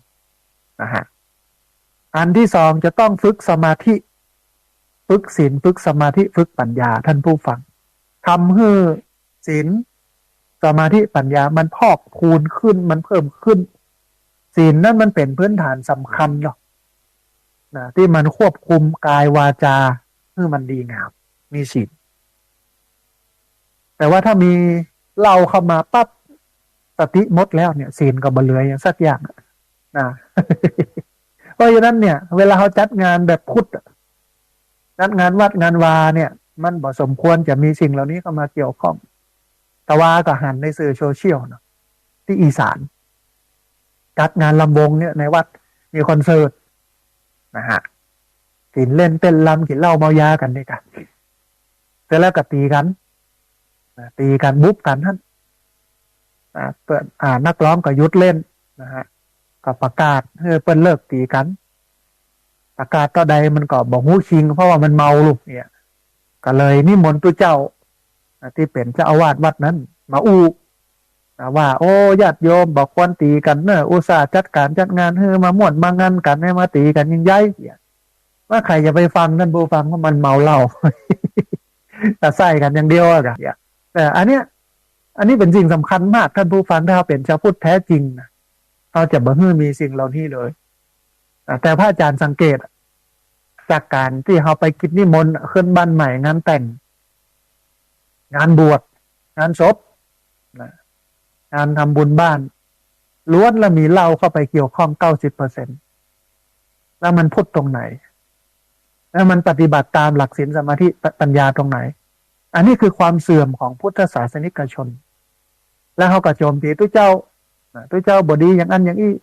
แล้วโยมเนี่ยจัดงานเคลื่อนบ้านใหม่แต่งงานศพงานบวชทำบุญบ้านเอาเหล้ามากินอันนี้มันบดีไงแต่ตัวเจ้าก็ตำนี้ได้ไงแต่ว่าตัวเจ้าบักกล้าตำนี้กลัวเปิ้นบ่นิมนต์กลัวเปิ้นจะว่ากลัวเปิ้นบ่ใส่บาตรมันก็เลยกลายเป็นว่าโยมก็ย่ามไปจัดงานก็มีเหล้ายาปลาปิ้งเข้ามาเกี่ยวข้องหมดเนี่ยอันนี้คือการจะเข้าถึงนิพพานได้จะต้องฝึกฝนคือศีลสมาธิปัญญามันมีอันนี้อู้เรื่องศีลก่อนนะต้องมีศีลเป็นพื้นฐานเพราะว่าศีลเป็นบันไดขั้นแรกนำไปสู่บันไดขั้นที่2ขั้นที่3หรือขั้นอื่นๆถ้าบันไดขั้นแรกบ่มีแล้วเนี่ยมันก็บ่มีขั้น2ขั้น3ขั้น4เหมือนตึกอ่ะชั้น1บ่มีแล้วก็บ่มีชั้น2ชั้น3ชั้น4ชั้น5ชั้น100นะฮะอันที่2ฝึกฝนจิตใจให้มันมั่นคงให้มันแนบแน่นให้มันนิ่งให้มันตั้งมั่นให้มันสงบคือฝึกสมาธินั่งสมาธิสวดมนต์ประจำเขาก็บ่สนใจนะถึงวันเนี้ยถ้านับชาวพุทธทั้งหลายทั้งปวง40 กว่าล้าน50 กว่าล้านทั่วประเทศฝึกสมาธิกี่คนใส่ใจก็เรื่องสมาธิแค่ไหนแทบจะบ่ค่อยมีเลยท่านผู้ฟังมีน้อยมากดีอย่าสนใจเรื่องนี้ท้ายที่สุดคือปัญญาคิดเชิงเหตุผลเข้าใจสิ่งทั้งหลายทั้งปวงตามความเป็นจริงแต่บัดเดี๋ยวนี้เฮาไก่ออกจากปัญญาบ่เอาเหตุเอาผลคือหมายความว่าอยากได้ผลต้องสร้างเหตุอยากรวยต้องสร้างเหตุด้วยการไปลงทุนด้วยการเก็บออมด้วยการบริหารจัดการเงินแต่วันนี้เฮาบ่มีปัญญาถ้าจะอู้เป็นภาษาของหลวงพ่อปัญญานันทภิกขุวัดชลประทานรังสฤษฎ์เปิ้นบอกว่าปัญญาบ่แข็งถ้าเข้าใจเป็นภาษาบ้านเฮาก็คือปัญญาอ่อน ไปบวงสรวงไปไหว้ไปขอพระเปิ้นตั้งอย่างที่ในวัดเอาไปไล่ไหว้หมดไปขอหมดอันนี้มันเป็นภาวะของคนปัญญาไม่แข็งแต่ถ้าเป็นภาวะของคนปัญญาแข็งมีปัญญามีความรู้เนี่ยแล้วเป็นพุทธศาสนิกชนเปิ้นบอกว่าบ่อ้อนบอนขอเพราะเปิ้นเข้าใจว่าไม่มีสิ่งใดที่จะเหนือการกระทำของตัวเองสิ่งที่จะโดนบันดาลให้เราได้ดีบ่ได้ดีสุขทุกข์นั้นอยู่ที่พฤติกรรมและการกระทำของเราดีชั่วมันอยู่ที่ตัวทำสูงต่ำอยู่ที่ทำตัว มันประจำเป็นต้องไปอ้อนวอนขออย่างถ้าเป็นชาวพุทธที่จริงมันประจำเป็นต้องไปสร้างอย่างวัตถุอย่างเต็มวัดเต็มวานะฮะแต่วันนี้มันกลับกลายเป็นว่าวัดต่างๆเนี่ยเกลื่อนกราดไปด้วยสิ่งเหล่านี้นะยักษ์กลุ่มพันพระแม่กวนอิมจตุคามรามเทพอะไรอย่างเงี้ยมาไอ้ไข่สปะสเปดแล้วแต่จะแสวงหาในเชิงการตลาดเพื่อเป็นพุทธพาณิชย์ เมื่อโยมไปทำบุญไปจอมตู้บริจาคไปไหว้ไปสาซื้อดอกไม้ทูบเทียนไปไหว้เก็บเงินเข้าวัดนะฮะมันก็เป็นสินค้าหนึ่งเป็นพุทธพาณิชย์แบบหนึ่งที่มันบ่ทำให้คนได้ปัญญาหลายคนอาจจะบอกว่ามันได้กำลังใจที่ดีที่สุดได้จากการทำสมาธิถ้าบ่มีกำลังใจหดจิตหดโหจิตหมดพลังหมอเนี่ยอย่าได้นั่งสมาธิอย่างเดียวเมื่อนั่งสมาธิได้ถึงจุดของมันพลังจิตมันก็จะเกิดจิตก็จะมีพลังอย่างเนี้ยมันก็จะง่ายกว่าดีกว่าเอาไปอ้อนวอนขอซึ่งมันมีประโยชน์เสี่ยงสตังค์อันนี้คือคนที่จะเข้าถึงนิพพานได้จะต้องฝึกฝนตามหลักของศีลสมาธิปัญญาอันที่สามจะต้องละกิเลสโดยเฉพาะตัณหาความอยากต้องฝึกฝนพัฒนาละความอยากตัณหาคือความอยากแต่อยากมีอยู่สามอย่างอยากขึ้นมาอยากขึ้นอยู่อยากขึ้นไปต้องละตัณหาละความอยากขึ้นมาอยากขึ้นอยู่อยากขึ้นไปหลายคนก็ถามว่าแล้วก็อยากขึ้นมาอยากขึ้นอยู่อยากขึ้นไปเนี่ยมันเป็นตุกตัดใดถ้าอยากขึ้นมามันมาอยากขึ้นอยู่มันอยู่อยากขึ้นไปมันไปเนี่ยทุกเรื่องนะที่มากระทบกับชีวิตมันก็ดีแต่มันเป็นไปไม่ได้ มันเป็นไปบ่ได้ คือบางครั้งบางทีมันอยากขึ้นมันมานะแต่มันมาแต่อยากได้แต่บ่ได้เนี่ยมันกระตุกนะปรารถนาสิ่งใดไม่ได้สิ่งนั้นหรอกก็เป็นทุกข์อยากให้อยู่ก็บ่อยู่นะอยากให้อยู่ก็บ่อยู่อยากให้อยู่กับของมันเมินเนี่ยมันบ่อยู่เราว่าจะเป็นสิ่งของที่เราซื้อมาใหม่โทรศัพท์มือถือรถยนต์บ้านนาฬิกาอย่างต่างๆอยากให้อยู่หลายคนก็บอกว่าอยากให้อยู่เนี่ยที่มันอยู่ได้บ่เมินเนี่ยก็ตัง มันมากำเดียวนะเงินเดือนออกได้ปุ๊บกระจายปั๊บอยากให้อยู่เมินกับบ่อยู่เนี่ยนะอยากให้ไปมันหมดโปรโมชั่นแล้วหรอหมดสภาพละบ่สามารถจะใจได้ละแล้วลุกละ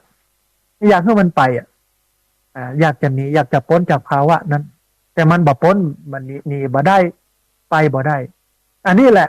ตามตัวนี้ก็เลยเป็นเหตุให้ทำให้เรานั้นมีปัญหาชีวิตถึงวันนี้เขาวิ่งก็เพราะตัณหาสามอย่างเนี่ยอยากให้มาอยากให้อยู่อยากให้ไปเนี่ยอันนี้ต้องละกิเลสกิเลสแล้วก็รากเหง้าของกิเลสเนี่ยก็คือความบ่รู้ภาษาพระบรรยายคำว่าอวิชชาคือความไม่รู้ซึ่งมันตรงข้ามกันกับคำว่าวิชาคือความรู้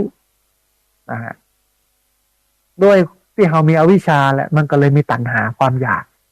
กขึ้นมาภาษาพระบรรยายคำว่ากามตัณหาแปลว่าอยากขึ้นมาอยากขึ้นอยู่กับภาวะตัณหาอยากขึ้นไปอยากจะพ้นก็คือวิภาวะตัณหาสามอย่างนี้เกิดจากอวิชชาคือความบ่รู้ไม่รู้อะไรอวิชชาคือความไม่รู้อะไรก็คือบ่รู้ว่าโลกนี้นั้นมีการเกิดขึ้นเป็นธรรมดามีการตั้งอยู่เป็นธรรมดามีการดับไปเป็นธรรมดาโลกนี้เนี่ยมันตกอยู่ในกฎของไตรลักษณ์คืออนิจจังบ่มันบ่เที่ยงทุกขังทนอยู่ในสภาพเดิมได้ยากอนัตตาบ่เจ้ตัวบ่เจ้ตนบ่สามารถที่จะบังคับบัญชาได้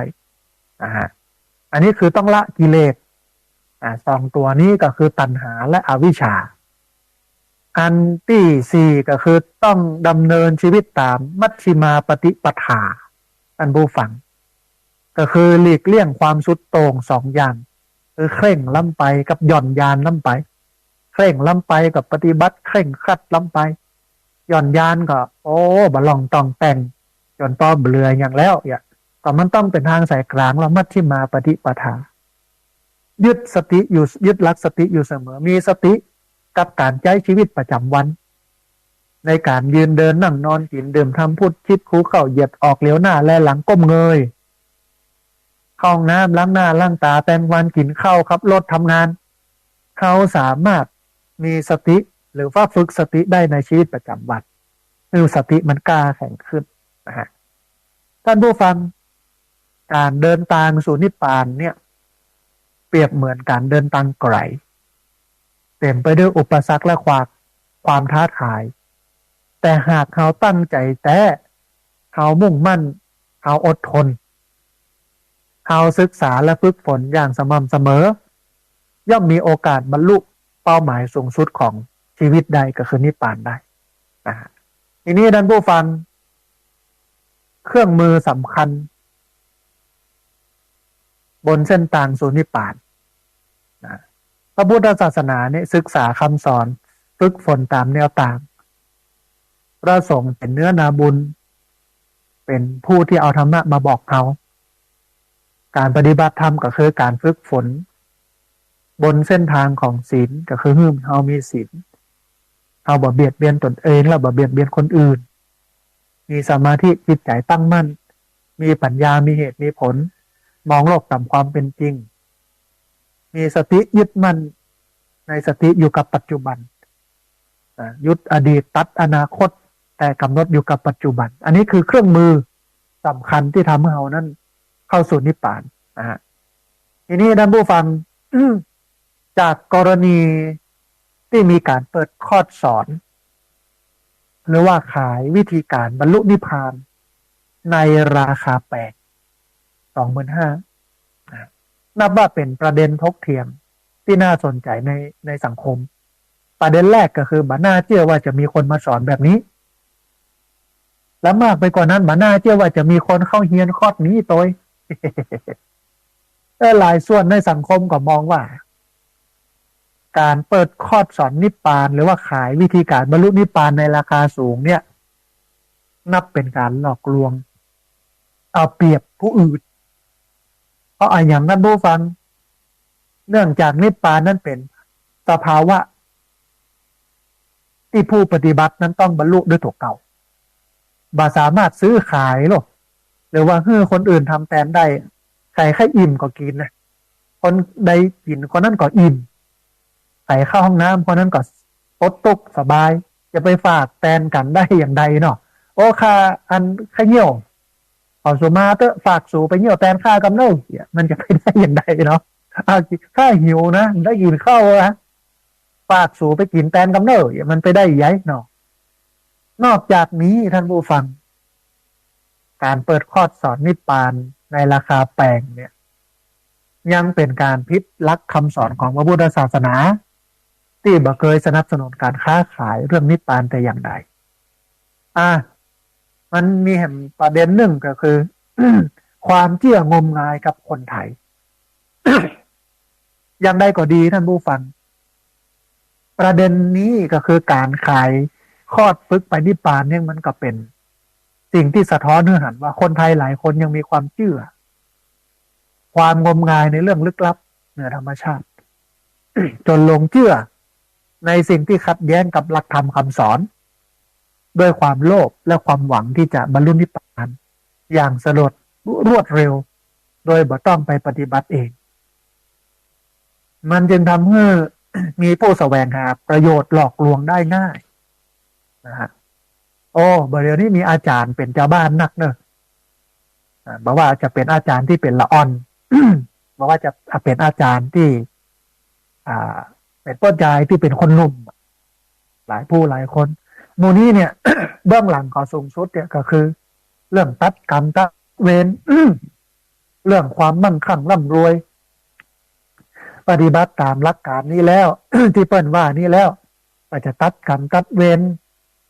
จะมุ่งมั่นสู่ความร่ำรวยมั่งคั่งอันนี้คือหลักการที่เปิ้นสอนซึ่งผิดกับหลักทางพระพุทธศาสนาถ้าไขขึ้นต้นด้วยเหตุนี้นะ เขาต้องเล็งไว้ก่อนว่าผิดหลักการนะฮะ ทีนี้ท่านผู้ฟังการบูชาสิ่งศักดิ์สิทธิ์คนไทยเนี่ย นิยมบูชาพระพุทธเจ้าโดยเฉพาะพระพุทธรูปเทพเจ้าสิ่งศักดิ์สิทธิ์เพื่อขอพรเสริมดวงชะตาทำบุญก็เชื่อกันว่าทำบุญจะช่วยเสริมสร้างบุญกุศลให้ส่งผลให้ชีวิตมันดีแต่บปอนะท่านผู้ฟังมีความเชื่อเรื่องโชคลาภเช่นเชื่อว่าเลขบางตัวสีบางสีสัตว์บางชนิดชื่อบางชื่อพระบางรูปสิ่งศักดิ์สิทธิ์มงคลบางอย่างนำโชคลาภมาให้แล้วความเชื่อเรื่องไสยศาสตร์นะเชื่อกันว่าไสยศาสตร์นั้นสามารถแก้เคล็ดเสริมดวงหรือว่าทำร้ายคนอื่นได้ซึ่งความเชื่อที่ว่ามานี้บอกว่าเปลี่ยนความเชื่อที่เชื่อสิ่งศักดิ์สิทธิ์การทำบุญโดยมุ่งหวังให้ชีวิตมันดีมันดลบันดาลให้รุ่งเรืองมั่งคั่งร่ำรวยแล้วก็โชคลางเชื่อเลือกเลขยามเลิกยามวันนั้นดีวันนี้บ่ดีเชื่อสีไหนดีบ่ดีบ่ถูกฉลกตัด4 ตีน 2 ตีนนำโจกมาฮื้อนำเคราะห์มาฮื้อและความเชื่อเรื่องไสยศาสตร์แก้เคล็ดเสริมดวงผูกชะตาความเชื่อเราเนี่ยมันส่วนต่างกับหลักพุทธถ้าเขาเป็นพุทธศาสนิกชนแล้วเขาบ่เชื่อแบบนี้แต่ถ้าเป็นพุทธแล้วเชื่อแบบนี้เนี่ยความเป็นพุทธมันลดลงจาก100ก็จะเหลือสัก10%เนี่ยบุติ a way of life หรือว่าวิถีพุทธเนี่ยก็คือรักศีลสมาธิปัญญาบ่ต้องเอาอย่างนักมันดีที่สุดแล้วศีลเนี่ยดีที่สุดแล้วสมาธินี่ดีที่สุดแล้วปัญญาดีที่สุดแล้วเพราะมันเป็นแนวทางเข้าสู่นิพพานการพ้นทุกข์แล้วจะเอาอย่างมาดีกว่านี้แหละจะไปเอาอื่นทำไมแม่นกว่าท่านผู้ฟังจะไปเอาวิธีอื่นทำไมในเมื่อศีลสมาธิปัญญานี่มันดีสูงสุดแล้วเราจะไปทำพิธีกรรมทำไมเพื่อเสียเวลาเพื่อเสียสตางค์ก็เล่นกันท่านผู้ฟังเนาะเล่นเพื่อศีลมีเล่นเพื่อสมาธิมีเล่นเพื่อปัญญามีจัดการจัดงานเพื่อบรรยากาศสร้างบรรยากาศของงานเนี่ยให้มันเกิดศีลเกิดสมาธิปัญญาแต่วันนี้เราลองมาพอแล้วท่านผู้ฟังการกินการตานของชาวพุทธเกือบทุกงานมันมีบรรยากาศที่จะเกื้อกูลให้คนมีศีลสมาธิปัญญาเลยมีน้อยมากเป็นพิธีกรรมไปเงี้ยบางครั้งบางทีก็เป็นไสยศาสตร์ไปบางครั้งบางทีก็เป็นเรื่องลึกลับศักดิ์สิทธิ์ไปมันปัจจัยเป็นเรื่องของเหตุและผลที่จะทำให้คนนั้นมีศีลสมาธิปัญญาบางครั้งบางทีพิธีกรรมประเพณีไปบั่นทอนศีลสมาธิปัญญาให้มันลดลงด้วยซ้ำนะฮะทีนี้ท่านผู้ฟังมรรคผลนิพพานนั้นเป็นของฟรีไม่มีราคาที่ต้องจ่ายหลวงพ่อพยอมหรือว่าพระราชธรรมนิเทศพระพยอมกัลยาโนเจ้าอาวาสวัดสวนแก้วอำเภอบางใหญ่จังหวัดนนทบุรีเพิ่งกล่าวว่าการให้มรรคผลนิพพานตามแนวทางพระพุทธศาสนาพระพุทธเจ้าบอกเทศให้ฟรีสอนให้ฟรีมรรคผลนิพพานก็เป็นของให้ฟรีใครเอาไปตั้งเป็นมูลค่าก็คือหลอกลวงประชาชนหลวงพ่อพยอมมันว่าอย่างนั้นพระอรหันต์ก็คือนิพพานเป็นของที่ได้ฟรีบ่ต้องเสียเงินหลวงพ่อก็บอกว่าฝากสำนักงานพระพุทธศาสนาติดตามดูเรื่องนี้เพื่อประชาชนจะได้บ่ตกเป็นเหยื่อนะฮะทีนี้ท่านผู้ฟังมันมีประเด็นถกเถียงเรื่องการเปิดคอร์สสอนหรือว่าขายวิธีการบรรลุนิพพานก็มีอยู่ประมาณสัก3 ข้อโดยสรุปง่ายๆนะฮะ 1. ท่านผู้ฟังนิพพานเป็นภาวะที่ผู้ปฏิบัติต้องบรรลุด้วยตัวเองด้วยการฝึกฝนและการปฏิบัติตามหลักคำสอนของพระพุทธเจ้าก็คือหลักของศีลสมาธิปัญญาหรือไตรสิกขามรรค8ในอริยสัจ 4มันบ่สามารถจะให้คนอื่นทำแทนหรือว่าซื้อขายได้อันนี้คือข้อแรกข้อ2คือการเปิดคอร์สสอนหรือว่าขายวิธีบรรลุนิพพานเนี่ยนับเป็นการผิดหลักคำสอนของพระพุทธศาสนาซึ่งพระพุทธเจ้าบ่ได้สอนให้ฟรี นะคือพระพุทธเจ้าได้สั่งสอนให้ฟรีแก่ประชาชนโดยบักคิดค่าตอบแทนสามสะท้อนให้เห็นว่าคนไทยบางส่วนยังขาดความรู้ความเข้าใจในหลักธรรมคำสอนอย่างท่องแท้จึงหลงผิดหลงเชื่อในสิ่งที่ขัดแย้งกับหลักคำสอนเหมือนที่อาตมาภาพบอกเนี่ยคนสอนคนขายคอดนิพพานว่าบ้าเต็มที่แล้วนะคนซื้อเนี่ยคนปฏิบัติตามเนี่ยอันนั้นบ้าเข้าขั้นเลยเนี่ยเนี่ยเพราะฉะนั้นเรื่องนี้เป็นเรื่องสำคัญนะต้องทำความเข้าใจนะโดยสรุปท่านผู้ฟังการเปิดคอร์สสอนนิพพานหรือว่าบรรลุนิพพานเนี่ยถือว่าเป็นการกระทำที่ผิดหลักคำสอนของพระพุทธศาสนานะอันนี้คือสิ่งที่อยากจะสะท้อนให้ท่านผู้ฟังได้เห็นเขาอันนี้มันก็เหมือนกับภูเขาน้ำแข็งที่อยู่ตังบนที่มันอยู่ตังปื้นเนี่ยก็คือการที่เขาบอกว่าพุทธศาสนาคืออะไรเป้าหมายของพุทธศาสนาอยู่ตรงไหนวิธีการปฏิบัติหรือหลักการของคนถือพุทธต้องปฏิบัติอะไรมันเป็นความเสี่ยงอย่างมากต่อการที่จะทำให้พุทธศาสนาล่มสลายเพราะมันจะปลอมปนไปด้วยผีด้วยพราหมณ์ด้วยไสยศาสตร์เข้ามาเต็มบึดนะฮะมันบ่ใจที่จะให้เราเข้าถึงได้ง่ายนะเพราะฉะนั้นเนี่ยท่านผู้ฟังอาตมาภาพอยู่กับคนในสังคมได้หูได้หันคนในสังคมแล้วก็มองว่าวันนี้มันผิดรูปแบบเขาเนี่ยผิดรูปแบบไปไกลเกินกว่าอ้อมกอดของพระพุทธเจ้าไกลจากอ้อมกอดของพระพุทธเจ้ามันบ่เข้าใกล้อ้อมกอดของพระพุทธเจ้าเลยท่านผู้ฟังมันไกลนะฮะเพราะฉะนั้นเนี่ยจำเป็นอย่างยิ่งที่เราจะต้องเข้าใกล้อ้อมกอดของพระพุทธเจ้าใกล้คำสอนของพระพุทธเจ้า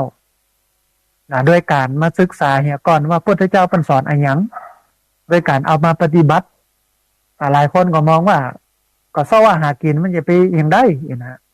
มันไปด้วยกันได้ท่านผู้ฟังการเศร้าว่าหากินเนี่ย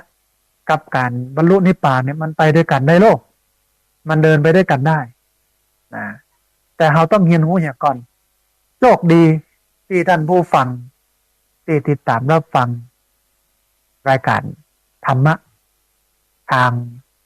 คลื่นสีขาวหรือว่าอื่นๆที่มีตุเจ้าพระสงฆ์มาจัดเปิ้นก็บอกกล่าวแนะนำเนี่ยเขาเข้าใกล้หลักการของพระพุทธศาสนา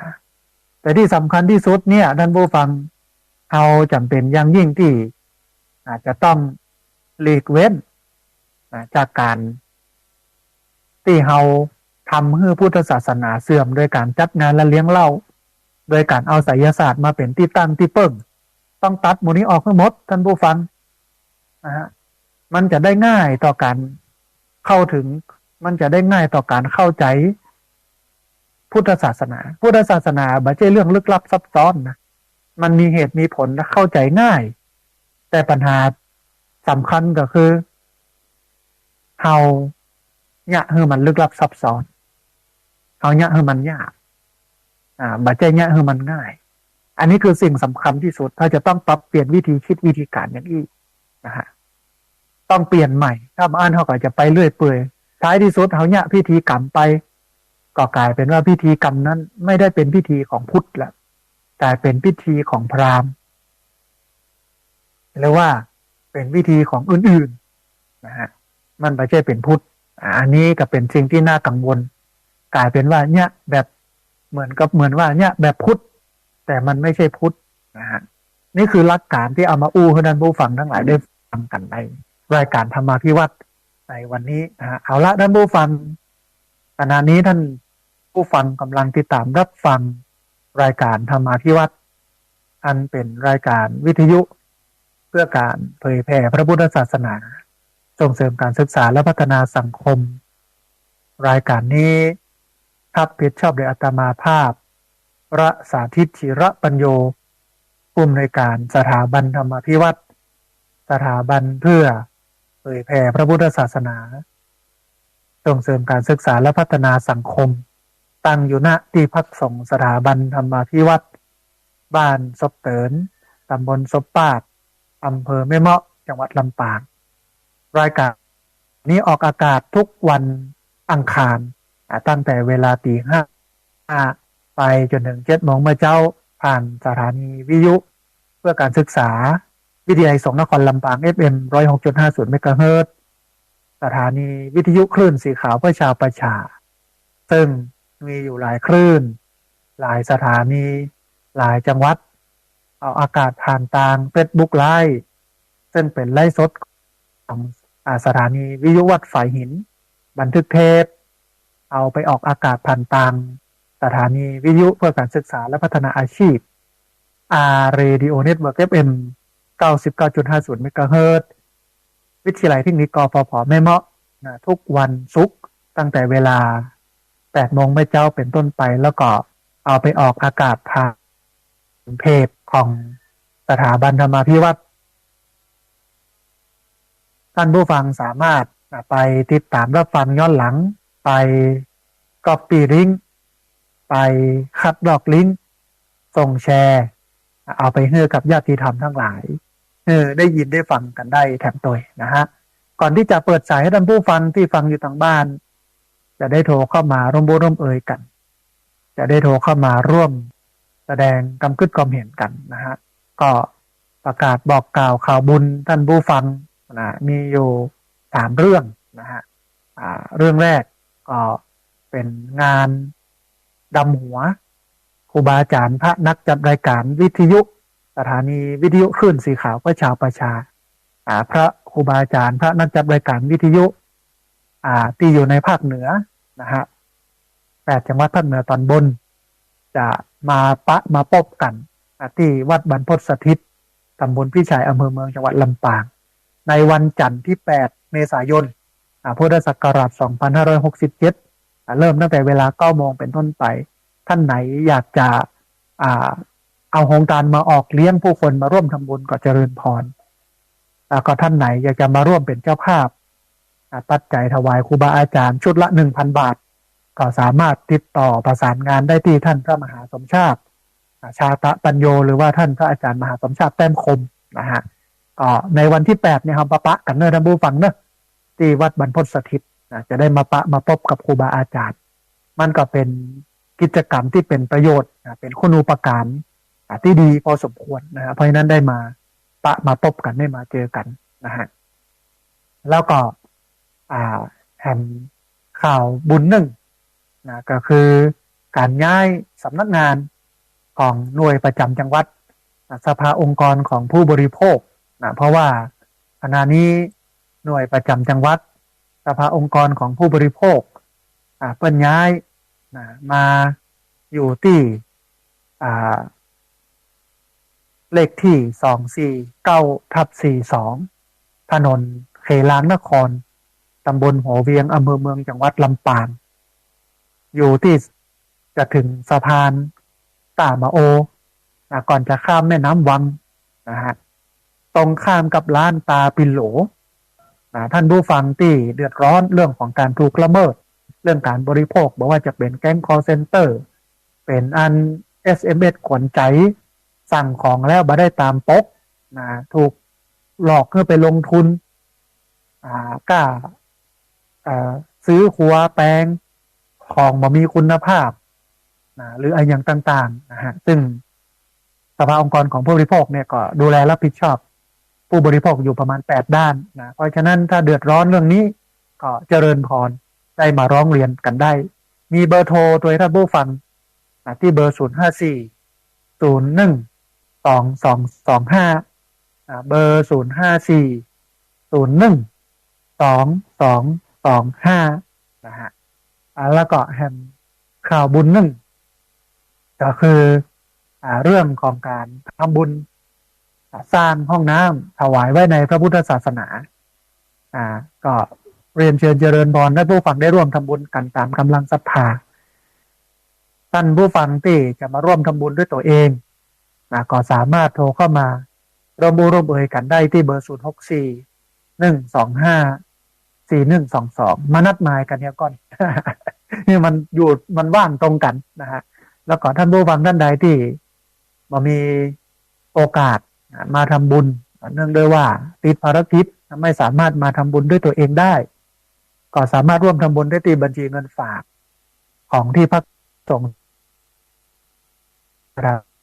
บัณฑมาภิวัตรธนาคารกรุงไทยสาขาประตูชัยหมายเลขบัญชี5360755 318เป็นธนาคารกรุงไทยสาขาประตูชัยชื่อบัญชีที่พักสงฆ์สถาบันธรรมพิวัตรหมายเลขบัญชี5360755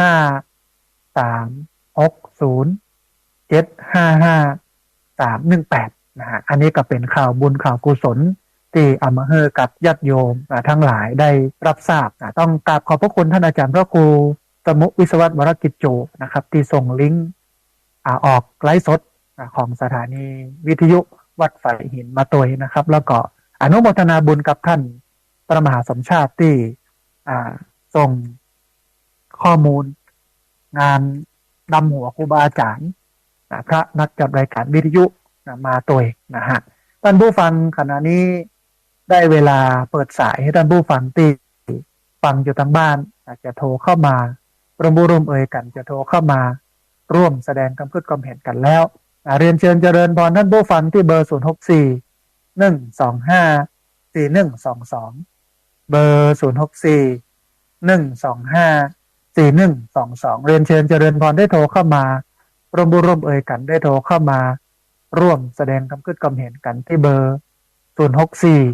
125 4122ในเวลาเหลืออยู่ประมาณเกือบ40นาทีนะฮะได้หลายสายเลยทีเดียวท่านผู้ฟังที่ฟังวิทยุอยู่ท่านผู้ฟังที่ฟังทางFacebook อยู่ก็โทรเข้ามาได้เลยที่เบอร์064 125 4122พอดีมีสายเข้ามาสายหนึ่งเดี๋ยวครับสายนี้ก่อนเพิ่นจะว่าจะได้พ่อเจริญพรสาธุวันนี้มาเป็นสายแรกเลยเนอะแม่จันเรือนสายเวียงตะการจันปะตองเชียงใหม่นะสนใจเรื่องนั้นขอข่าวนะ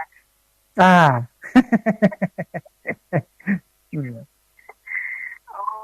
คนที่จะไปสร้างได้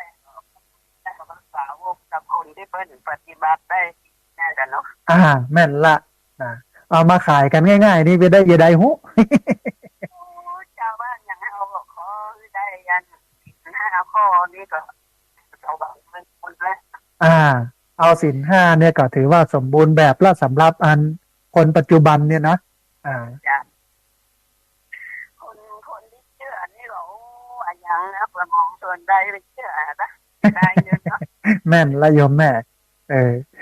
ปันคนที่มันงมงายมันก็มีเนาะคนที่บอกหูเรื่องหูราวเลยเนี่ยแต่ถ้าคนมีรักอย่างเขาถ้าฟังทุกเจ้าอย่างนี้ถึงมันเข้าใจเนาะแม่เนาะเข้าใจนะขอได้ศีล 5 ข้อมันเป็นทุกแล้วมันต้องเอาอย่างนักแล้วก็ก่อยพัฒนาไปถ้ามันได้1ได้2ได้3เป็นระบบขั้นตอนไปเนาะแม่เนาะอย่างนั้นฟังอนุโมทนาบุญกับแม่จันเรือนสายเวียงตะกอนตะการสันปะตองเชียงใหม่เนอะสาธุแม่อนุโมทนาบุญกับยมแม่จันเรือนสายเวียงตะการสันปะตองเชียงใหม่ที่โทรเข้ามาเป็นสายแรกเรียนเชิญเจริญพรนะท่านผู้ฟังเนอะที่เบอร์064 125 4122เบอร์064 125 4122พอดีมีสายเข้ามาแถมสายหนึ่งเดี๋ยวครับสายนี้ก่อนเพิ่นจะว่าจะได้พ่องเจริญพรเอาสาธุโยมแม่สัญญาณชัดเจนดีเนาะอนุโมทนาบุญกับโยมแม่ติดตามรับฟังบ่ลืมกันเด้อตังเมืองปานเป็นได้พ่องแม่อากาศทุกข้างเลยถ้าทางเราธรรมะของว่าอาจารย์ท่านใดมันก็ได้มีสาระเป็นมันน่ะเนาะได้ประโยชน์ได้สาระหลายเนาะแม่เนาะได้สาระเป็นมันในว่าบ้านเฮาเดี๋ยวนี้ทำอาหารเป็นตำแหน่งอยู่จะหนาเป็นสังคมของแม่ไอ้ที่หนาว่ะมันจะเหลือสักน้อยมันจะมีสัก10%กับนี้แม่นเนาะมันน้อยมากเลย ส่วนใหญ่แล้วก็เอาเราเป็นตัวตั้งนะแล้วก็หลงไปกินตาตานในบ้านน่ะแต่เขาตานเขาตัดสินน่ะคนพวกเบี้ยกินแห่ยาเกี่ยวกับแก้กันเนี่ยจ้ะโอ้เขาทุ่มกับแต่เบี้ยอย่างนี้ก็จะจัดด้านงานนี่ก็จะงูอย่างนี้ก่อนนะตีอย่างนี้ก่อนนะฉลองจะกินยังได้จะดนตรียังได้นะเจ้ามันเปิ้นบ่ได้กึดถึงเรื่องของวัดวาศาสนาเรื่องศีลเรื่องธรรมเลยนะโยมแม่เนาะบะมีเลยบางคนอีกจะมีตัวแต่เฮ้ยอย่าเนี่ยมันก็เลยทำให้ศาสนามันเสื่อมไปตึงวันนะฮะเสื่อมตึงวันเจ้าแม่นละมันเสื่อมเพราะคนปฏิบัติแม่นแต่ถ้าเราปฏิบัติตามหลักการศีลสมาธิปัญญาเนี่ยมันจะม่วนจะดีขนาดแล้วโยมแม่อย่างนั้นนะมันมีความสุขมันมีอย่างมาความสุขอย่างมาอย่างเขาได้จ้าอย่างแม่นกินถึงเหลียงนี่ตึงนั่นเนาะเพราะคนบ่กินเหล้าคนมีสติมันก็บ่บุพโภตีตายกันโลกเนาะอย่างนั้นน่ะเจ้าแม่สาธุอนุโมทนาบุญกับสาธุแม่สาธุอนุโมทนาบุญกับแม่เนอะสาธุสาธุเจริญพรแม่คำนวณเจ้าซ้อนเมืองปานลำปางนะฮะส่องสายมานี่นะฮะมันเป็นสิ่งที่ความสะท้อนของคนที่เปิ้นต้องการให้พุทธศาสนามันเดินบนทางที่มันถูกต้องนะเหมือนจะไปเลอะไปเลยที่เหมือนเนี่ยการเพื่อนไปตึงวันแล้วนะไกลออกจากอ้อมกอดของพระพุทธเจ้าวันนี้มีสายเข้ามาสายหนึ่งเดี๋ยวครับสายนี้ก่อนเพื่อจะว่าจะได้พร้อมเจริญพรโอ้สาธุพี่น้องสำเมิงเชียงใหม่สัญญาณเป็นได้พ่องแม่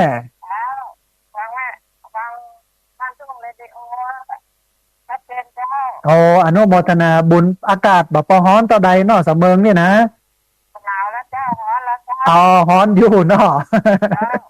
โอ้มันปีนี้ปีนี้มันดูนักเนาะแม่เนาะฮ้อนนะยังได้ก็ดูแลสุขภาพเนอะแม่เนอะ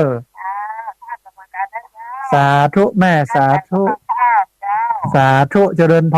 รนะแม่อุ้ยอินอำเภอสำเมิงจังหวัดเชียงใหม่สายที่3สายแรกละปูนสายที่2ลำปางสายที่3เชียงใหม่เรียนเชิญเจริญพรนะพี่น้องเชียงรายพี่น้องพะเยาพี่น้องแป้พี่น้องที่อื่นต่างใดก็เรียนเชิญเจริญพรที่เบอร์064 125 4122เบอร์064 125 4122พอดีมีสายเข้ามาสายหนึ่งเดี๋ยวครับสายนี้ก่อนเปิ้นจะว่าจะได้พ้องเจริญพรไม่สาทันพระครูโอ้สาธุโยมป้อเจดีย์3ยอดเนาะป้อเนาะสัญญาณเป็นได้พ้องวันนี้โยมป้อสัญญาณชัดเจนดีกอป้อบุญตันเนาะป้อบุญตันเจดีย์3ยอดสาธุอนุโมทนาบุญกับโยมป้อจัดนักเนอะสาธุงานแล้วเป็นได้อากาศได้ป้อได้มาแอวกันเนอะสาธุเจริญพรเดี๋ยวมีเวลาได้ปะกันป้อสาธุสาธุเจริญพรโยมป้อบุญตันเจดีย์3ยอดละปูนโทรเข้ามาให้กำลังใจกันมีเวลาเหลืออยู่ท่านผู้ฟังประมาณ27 นาที27 นาทีนี้ได้หลายสายเนอะเรียนเชิญเจริญพรที่เบอร์064 125 4122เบอร์064 125 4122เรียนเชิญเจริญพรได้โทรเข้ามาร่วมเอ่ยกันโทรเข้ามาร่วมแสดงความคิดความเห็นกันพอดีมีสายเข้ามาสายหนึ่งเดี๋ยวครับสายนี้ก่อนเพื่อจะว่าจะได้พร้อมเจริญพรสาธุนะโยมแม่สัญญาณเป็นได้พ้องวันนี้ฟังเข้าใจดีสัญญาณชัดเจนเนาะแม่เนาะโอ้อนุโมทนาบุญกับโยมแม่ที่ติดตามรับฟังบ่ลืมกันเนอะค่ะอาจารย์อ้วนสมบูรณ์ได้หันโหบแล้วเนาะแม่เนาะไม่หันกินสู้รู้ตัวเพิ่นเอาปฏิทินมาแจกก็อยู่ในปฏิทินท่านเนาะแม่เนาะเจ้าเบอร์1เนาะพระอาจารย์เนาะแม่นละแม่นละ อนุโมทนาบุญกับแม่ที่ติดตามรับฟังบ่ละบ่ลืมกันเนอะเจ้าสาธุแม่สาธุอนุโมทนาเจ้าไหว้เจ้าโยมแม่นะครับอันโทรเข้ามาให้กำลังใจกันเมืองลี้นะฮะที่โทรเข้ามาอู้เอ่ยกันให้กำลังใจกันนะต้องอนุโมทนาบุญ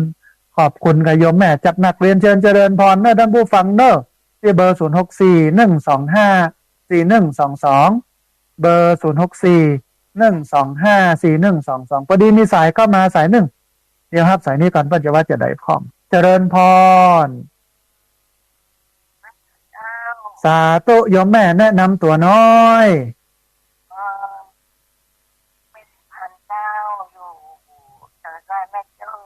โอ้สาธุอนุโมทนาบุญกับโยมแม่นะสันทรายเมตโตสัญญาณเป็นได้พ่อแม่ตังปูนสัญญาณก็เสียงดีเจ้าโอ้อนุโมทนาบุญที่ติดตามรับฟังแล้วก็โทรเข้ามาให้กำลังใจกันเนอะแม่เนอะเอาใจช่วยเนาะสบายใจเนาะสาธุแม่อนุโมทนาสาธุสาธุแม่เจริญพรแต่มันเอาลงไปเนาะสาธุสาธุเจริญพรโยมแม่จากสันทรายโทรเข้ามาให้กำลังใจกันต้องอนุโมทนาบุญกับโยมแม่จัดนักเดินเชิญเจริญพรที่เบอร์0641254122เบอร์0641254122เรียนเชิญเจริญพรได้โทรเข้ามาร่วมบุรุษเอ่ยกันได้โทรเข้ามาร่วมแสดงความคิดความเห็นกันที่เบอร์0641254122พอดีมีสายเข้ามาสายหนึ่งเดี๋ยวครับสายนี้ก่อนเปิ้นจะว่าจะได้พร้อมเจริญพรก็ไม่สาเจ้าอาจารย์ฟังเด้อเอาสาธุโยมแม่สัญญาณเป็นได้พร้อมเสียงบ่ค่อยชี้เจ้าบ่ค่อยชัดเลยแม่แหละเอาฟังอยู่ตังใดก็โยมแม่ตอนนี้ยังป่าเป้ากะหรือว่าละปูนฮัลโหลส่องสุมาอภัยกับโยมแม่สายรุดไปโยมแม่บอกว่าสัญญาณบ่ชัดก็เลยถามว่าฟังจากตังใดระหว่างเวียงป่าเป้ากับละปูนนะฮะพอดีเปิ้นมี2ที่นะอันพอดีมีสายก็มาสายหนึ่งเดี๋ยวครับสายนี้ก่อนเปิ้นจะว่าจะได้พร้อมเจริญพรเอาสาธุโยมแม่สัญญาณชัดเจนดีเนาะชัดเจนดีเจ้าอันบนดอยพุ่นบ่ปอฮ้อนก้าแม่ตอนบ่ฮ้อนอยู่ตอนเป็นแรงค่ำครับไม่คืนเจ้าหนาวแม่เจ้าหนาวแต่มาเมื่อวันฮ้อนเนาะแม่เนาะเจ้าคืนห่มผ้าได้อยู่นะในห่มผ้า3ขนาดนั้นเลยนะ3ผืนเลยนะแต่มันได้พัดลมมาคืนนะผ้า3กันนะเจ้าแต่ว่าเมื่อวันนี้ก็ฮ้อนสุดขีดของมันเนาะแม่เนาะเจ้าแต่อย่างใดก็ต้องรักษาสุขภาพเนาะแม่เนาะเจ้ามาได้คนเฮานี่ของมีศีล5อยู่กับตัวกับใจก็เนาะก็ต้องแม่นละมันเป็นสิ่งที่สูงสุดสำหรับคนแล้วถ้าบ่มีศีล5นี่มันจะวุ่นวายนะเนาะแม่เนาะจ้าจะวุ่นวายจะทักปัญหาเนาะแม่นละปัญหาก็จะต้อยมาเบอร์แล้วกับเนี้ยนะจ้าแ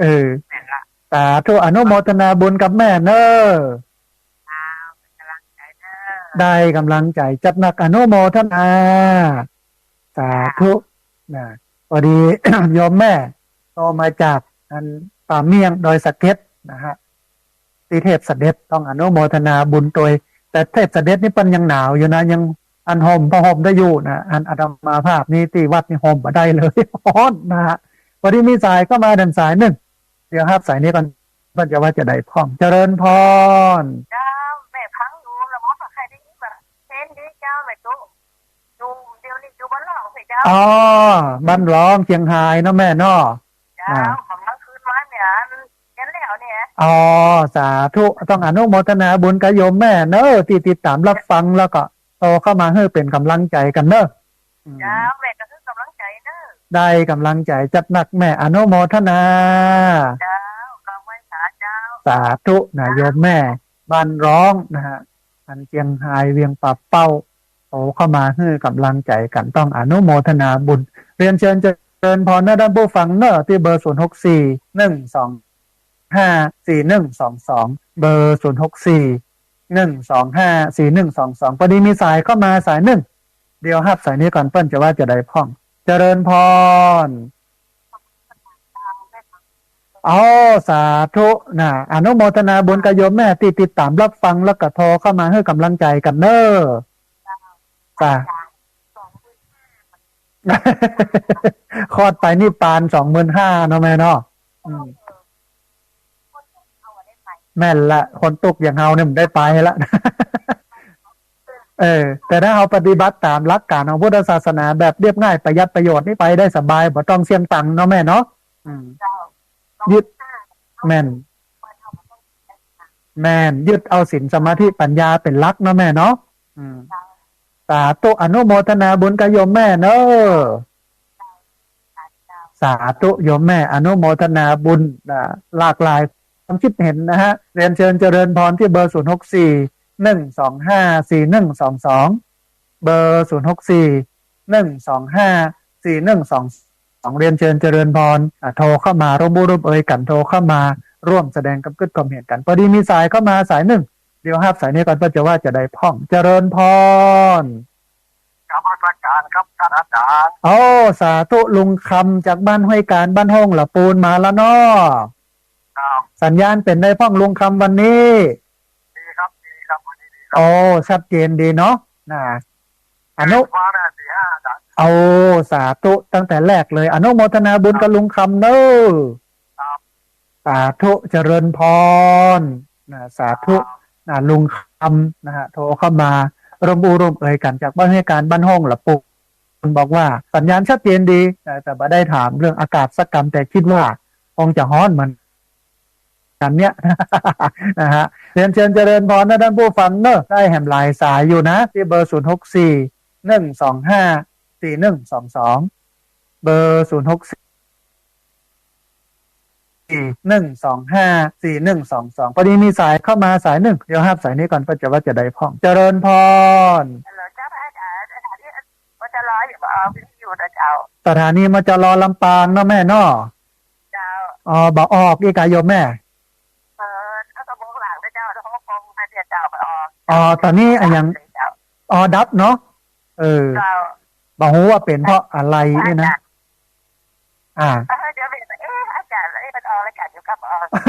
ออกอยู่แม่ออกอยู่คลื่นสีขาวนี่ครับออกแต่ว่าของลำปางนี่น่าจะลุดสัญญาณลุดแม่เดี๋ยวลองเช็คเข็มกำนึงเนาะ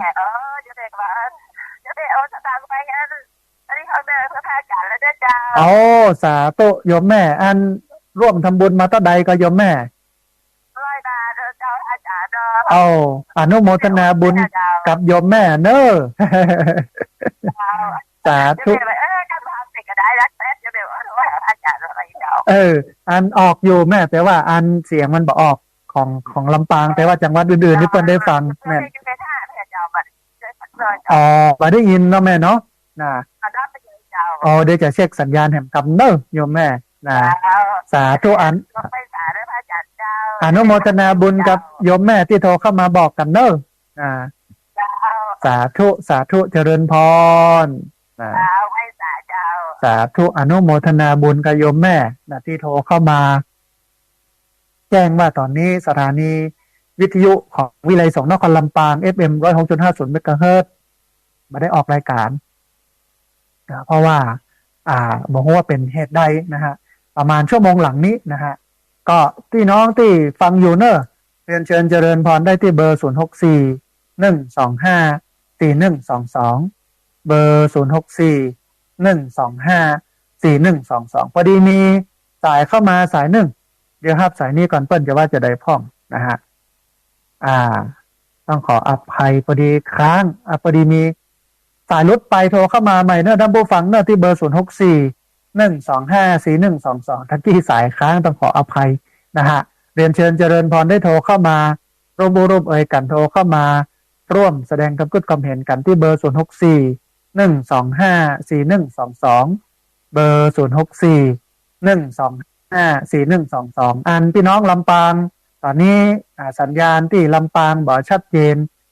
หมายความว่าชั่วโมงหลังเนี้ยก็คือหลังจาก6 โมงไปแล้วสัญญาณลุกไป ตอนนี้บ่มีเสียงนะพี่น้องที่เจ้าหน้าที่เนาะที่ท่านใดที่มีเบอร์เจ้าหน้าที่ที่ลำปาง หรือประสานอาจารย์มหาสมชาติก็ได้นะฮะอาจารย์มหาสมชาติประสานงานนะฮะเรียนเชิญเจริญพรนะท่านผู้ฟังเนอะเวลาเหลืออยู่นะฮะประมาณสัก10 ปลายนาทีโทรเข้ามาร่วมมือร่วมเอ่ยกันโทรเข้ามาร่วมแสดงความเห็นกันที่เบอร์064 125 4122เบอร์064 125 4122วันนี้เรื่องสำคัญครับเรื่องนิพพานซึ่งเป็นเป้าหมายสูงสุดของพระพุทธศาสนาแล้วก็ปารภเหตุที่เปิ้นเอามาขายกันคอร์สหนึ่ง25,000คือคนที่มาใจนะฮะมาฝึกปฏิบัติได้25,000โดยประมาณนั้นนะฮะเพราะฉะนั้นเนี่ยก็อาตมาภาพมองว่าโอ้มันประเจตี้ที่จะมาขายกัน25,000ตัวเนี่ยเนาะมันถูกล้ำไปนะฮะแล้วมันก็เข้าถึงง่ายล้ำไปถ้าอย่างเนี่ยไปก็เข้าได้กันนะฮะพอดีมีสายเข้ามาสายหนึ่งเดี๋ยวครับสายนี้ก่อนเพื่อจะว่าจะได้พร้อมเจริญพรเจริญพรยมป้อแนะนำตัวน้อยเอาสาธุสัญญาณชัดเจนกับยมป้อโอสาธุอนุโมทนาบุญที่ติดตามรับฟังแล้วก็โทรเข้ามาให้กำลังใจกันนะโยมป้อเนอะโอ้สาธุอนุโมทนาสาธุโยมป้อโทรเข้ามาร่วมเอ่ยกันโทรเข้ามาให้กำลังใจกันเรียนเชิญเจริญพรนะท่านผู้ฟังเนอะเวลาเหลืออยู่นะที่เบอร์064 125 4122เบอร์064 125 4122เรียนเชิญเจริญพรได้โทรเข้ามาร่วมเอ่ยกันโทรเข้ามาร่วมแสดงความเห็นกันที่เบอร์064 125 4122เบอร์064 125 4122เรียนเชิญเจริญพรได้โทรเข้ามาร่วมเอ่ยกันประชาสัมพันธ์แห่งกำหนึ่งท่านผู้ฟังวันที่8ที่จะถึงนี้จะไปลืมเนิกดำหัวครูบาอาจารย์พระนักจัดรายการวิทยุที่วัดบรรพตสถิตเริ่มตั้งแต่9 โมงเป็นต้นไปท่านใดอยากจะเอาโครงการมาร่วมก็เจริญพรแล้วก็เป็นอันเจ้าภาพ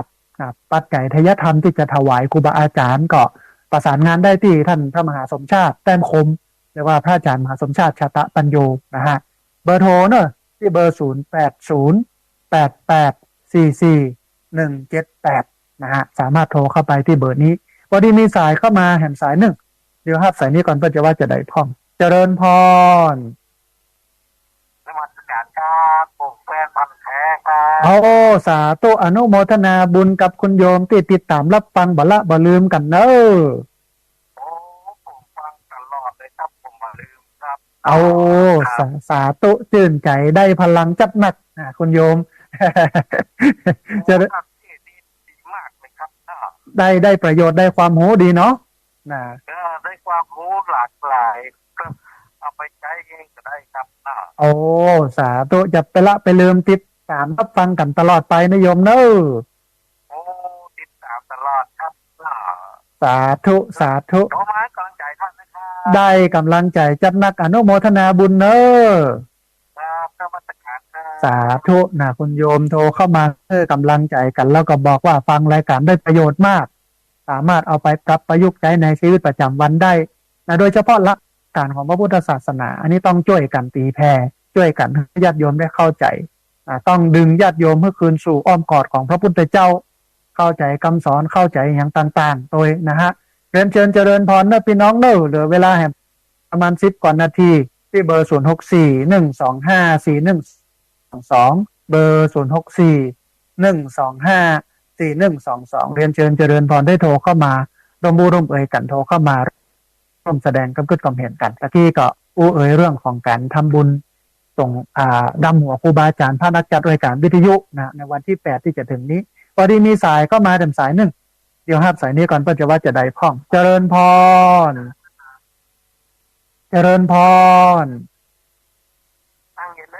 อ๋อสาธุโยมแม่โทรมาจากตังใดห้อง5เจ้าบ้านห้อง5นะแม่นอ สัญญาณชัดเจนเนาะแม่เนาะ เป็นเจ้า โอ้อนุโมทนาบุญกับโยมแม่เนอะ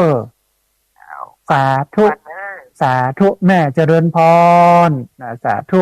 อนุโมทนาบุญตัวเองนะฮะเดี๋ยววันอังคารหน้าเนี่ยจะพาท่านผู้ฟังไปถอดรหัสประเพณีปีใหม่เมืองนะจะได้เข้าใจว่าปีใหม่เมืองเนี่ยมันคืออะไรหยังนะอันฮ้องว่าปีใหม่เมืองทำไมถึงว่าเรียกว่าปีใหม่เมืองตลอดจนถึงมาวิเคราะห์เรื่องของวันสังขารล่องสังขารล่องนี่มันเป็นอย่างไรหลายคนก็ว่าสังขารนี่มันเป็นผีเป็นเทพเป็นเทวดานะหามแบกครัวอย่างมาอีลุงตุงนางล่องขึ้นเหนือขึ้นใต้นะ สังขารล่องพญาวันคือวันอย่างใดเป็นอย่างใดฮ้องว่าวันพญาวันแล้วก็วันปากปีเป็นอย่างใดตลอดจนถึงวิธีการปฏิบัติของคนเมืองนะในช่วงประเพณีปีใหม่เมืองก็อันนี้ก็เรียนเชิญพี่น้องได้ติดตามรับฟังกันในวันอังคารหน้านะฮะอังคารหน้านี้จองไว้ก่อนว่าจะถอดรหัสประเพณีปีใหม่เมืองปกตินะครับบอกให้ได้ฟังนะฟังปีใหม่ที่เปิ้นอุเตศซึ่งก็เป็นกำเมืองบักเก่าอะฟังบอกให้เข้าใจแต่ที่สำคัญในหั่นเนี่ยก็เน้นเรื่องของงานไสยศาสตร์นะฤกษ์ดียามดีก็อย่าบอกว่าอันวันพญาวันนี้นะวันไหนจะมีเคราะห์วันไหนจะมีโชคนะซึ่งเป็นเรื่องที่งมงายเรื่องนี้งมงายนะฮะเป็นเรื่องที่เปิ้นฮ้องว่ามันบ่เป็นความจริงมันบ่เป็นความแท้นะฮะแต่ว่าถ้าหากว่าจะถอดรหัสประเพณีปีใหม่เมืองมันจะทำให้เกิดความเข้าใจนักขึ้นเพราะต้องถามว่าทำไมถึงถอดก็เพราะว่ามันมีธรรมะซ่อนเล่นอยู่ในหั่นหรอแล้วมันถูกปิดบังไปด้วยหมอกม่านหมอกของไสยศาสตร์ม่านหมอกของผีนะของพราหมณ์ของอะไรอย่างต่างๆท่านจับนักนะฮะแต่ถ้าบักกองมาถอดทีละอันทีละอันทีละอันเนี่ยมันจะทำให้เรานั้นได้มีความรู้ว่าอ๋อที่แต่ประเพณีปีใหม่เมืองมันเป็นอย่างอี้มันเป็นความหมายอย่างอี้อ๋ออันนี้เป็นอย่างอันมันพญาวันเป็นอย่างอี้วันสังหารล่องเป็นอย่างอี้ดูเนี่ย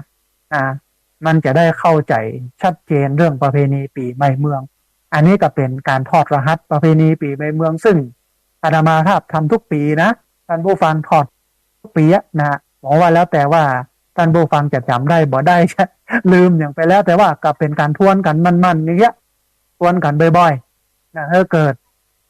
ความเข้าใจตรงกันนะเรื่องของงานประเพณีปีใหม่เมืองนะที่จะทำให้เฮานั้นได้ชัดได้เจนในเรื่องของประเพณีปีใหม่เมืองนะฮะเวลาเหลือ10 นาทีเนอะท่านผู้ฟังเนอะเรียนเชิญเจริญพรที่เบอร์064-125-4122เบอร์064-125-4122เรียนเชิญเจริญพรได้โทรเข้ามาร่วมเอ่ยกันโทรเข้ามาร่วมแสดงกับกึศความเห็นกันพอดีมีสายเข้ามาสายหนึ่งเดี๋ยวครับสายนี้ก่อนเปิ้ลจะว่าจะได้พ่องเจริญพรสาธุโยมแม่แนะนำตัวน้อยเป็นกันหาบตูมเจ้าอ๋อสาธุโยมแม่อนุโมทนาบุญกับโยมแม่ที่ตะวาได้ร่วมทำบุญสร้างห้องน้ำเนอะแม่เนอะนะสาธุกำลังมาติดเนอะแม่เนาะพอดีเปิ้นโทรกันนักกันหลายต้องขอสุมาภัยกับแม่เนอะนะสาธุอนุโมทนาบุญกับแม่กันหาบัวตูมเนอะสาธุสาธุเจริญพรนะแม่กันหาบัวตูมแต่ว่านี้เปิ้นก็โทรมาว่าร่วมทำบุญสร้างห้องน้ำถวายไว้ในพระพุทธศาสนากับพระอาจารย์ไปต้องอนุโมทนาบุญตัวนะฮะเรียนเชิญเจริญพรท่านผู้ฟังที่เบอร์064-125-4122เบอร์064-125-4122เรียนเชิญเจริญพรได้โทรเข้ามาร่วมเอ่ยกันโทรเข้ามาร่วมแสดงความคิดความเห็นกันที่เบอร์064-125-4122เบอร์064-125-4122ในเวลา7 นาทีพอดีมีสายเข้ามาสายหนึ่งเดี๋ยวครับสายนี้ก่อนเปิ้ลจะว่าจะได้พ่องเจริญพรโอ้สาธุโยมแม่สัญญาณเป็นได้พ้องยังก็โยมแม่สถานีวิวบุญญวาสบ่ดังสถานีอาจจะมีปัญหาอาจจะลุน้อยนึงยังก็โยมแม่ ก็บอกว่าอันนี้อาจจะเป็นความผิดพลาดทางเทคนิคนะแต่ว่าเดี๋ยวเพิ่นอาจจะแก้อยู่เนาะนะฟัง แม่ว่าแม่มาพอและจานนี้ขาดไปกินครบสงหายอ่ะ ก็เลยโทรมาเนาะแม่เนาะเอาไว้โทรหาอ่ะ ดีละแม่ดีละอนุโมทนาบุญที่ติดตามรับฟังแล้วก็โทรคือกำลังใจกันเนอะสาธุแม่สาธุ แล้วท่านจะไปว่าวันพุธกันไหม ไปโยมแม่ไปวันที่8นะไปอยู่วะ ไปอยู่โยมแม่ไปอยู่ปะกัน พอเวลาก่อนนะ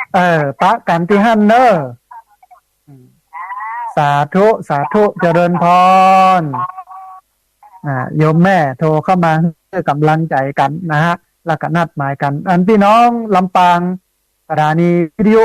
วัดบุญยวาสหรือของวิไลสงฆ์นครลำปาง FM 106.50 เมกะเฮิรตซ์ดับนะฮะอาจจะมีปัญหาทางเทคนิคหน่อยต้องขออภัยกับท่านผู้ฟังเรียนเชิญเจริญพรท่านผู้ฟังที่ติดตามรับฟังเนอะที่เบอร์ 064-125-4122 เบอร์ 064-125-4122 นะฮะเรียนเชิญเจริญพรได้โทรเข้ามาร่วมบูร่วมเอ่ยกันได้โทรเข้ามาร่วมแสดงความคิดความเห็นกันคุณโยมชนาภาสีทา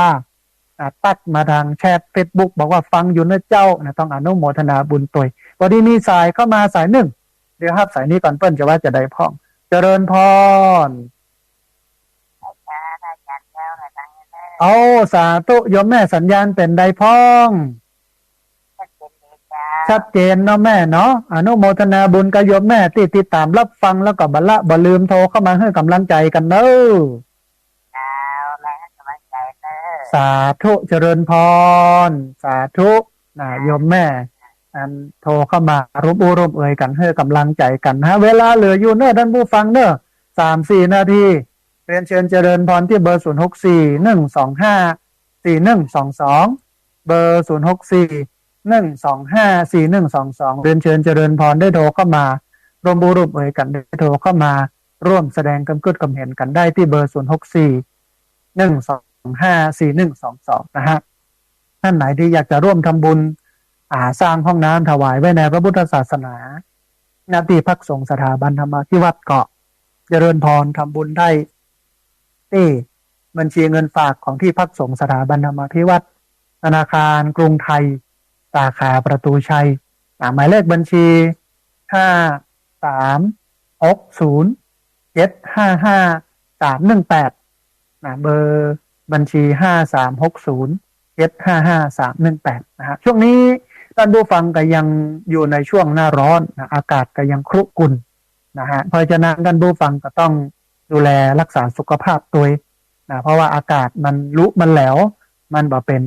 ไปอย่างที่มันควรเป็นอากาศที่จริงมันก็บ่ใจเป็นไผที่ทำลายมันกับเฮาเนี่ยมนุษย์ทั้งหลายนี่แหละเพราะฉะนั้นเมื่อเป็นอย่างอี้แล้วนี่บ่พ้นแล้วเราก็จะต้องเรียนรู้ที่จะอยู่กับมันโดยการที่หลีกแดดบ่ควรจะอยู่แดดมือแล้วก็ดื่มน้ำเยอะๆทำตัวให้เย็นสบายแต่ถ้าเป็นโรคลมแดดหรือว่าฮิสโตกมันจะอันตรายตลอดจนถึงอาหารการกินจะต้องกินร้อนช้อนกลางล้างมือที่สำคัญช่วงนี้เป็นช่วงที่มลภาวะหมอกควันไฟป่ากำลังเยอะถ้าเราช่วยกันเผาเอาใบไม้เอาเศษซาก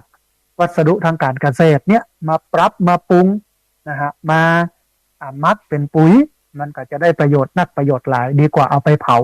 มันก็เป็นโทษกับเฮาตัวเป็นโทษกับคนอื่นตัวนะฮะเอาละท่านผู้ฟังเหลือบแลพอเวลาของรายการธรรมาภิวัตน์ในวันนี้ได้หมดลงแล้วเราจะปะกันแถมใหม่ในวันอังคารหน้า 5:00 ถึง 7:00 ไม่เจ้าวันอังคารเนาะแล้วก็วันเสาร์ 8:00 ถึง 9:00 วันพฤหัสบดีก็อยู่ที่ 20:00 ถึง 3:00 ในรายการเดียวกันคือรายการธรรมาภิวัตน์ทางสถานีวิทยุในช่องที่ญาติโยมได้ติดตามรับฟังนะฮะอันต้องกราบขอบพระคุณครูบาอาจารย์พระเถรานุเถระครูบาสังฆะที่เคารพอย่างสูงทุกรูปอนุโมทนาบุญกับเจ้าของคลื่นเจ้าของสถานีที่รับสัญญาณเอาไปออกอากาศไปส่งกระจายเสียงอนุโมทนาบุญกับญาติโยมที่ติดตามรับฟังแล้วก็ที่โทรเข้ามาต้องขอสุมาภัยกับญาติโยมที่โทรเข้ามาแล้วบัดติดโทรเข้ามาแล้วบัดได้รับสาย ต้องขอสุมาอภัยเดี๋ยววันหน้าก็โทรเข้ามากันใหม่วันนี้สัพพะพุทธานุภาเวนะด้วยเดชะอนุภาพของพระพุทธเจ้าสัพพะธรรมานุภาเวนะด้วยเดชะอนุภาพของพระธรรมเจ้าสัพพะสังฆานุภาเวนะด้วยเดชะอนุภาพของพระสังฆเจ้าศรัทธาสุทธีพระวันตุเตขอความสุขความเจริญในธรรมจงบังเกิดมีแด่บรรดาศรัทธาสาธุชนทุกคนทุกท่านตลอดกาลเป็นนิจ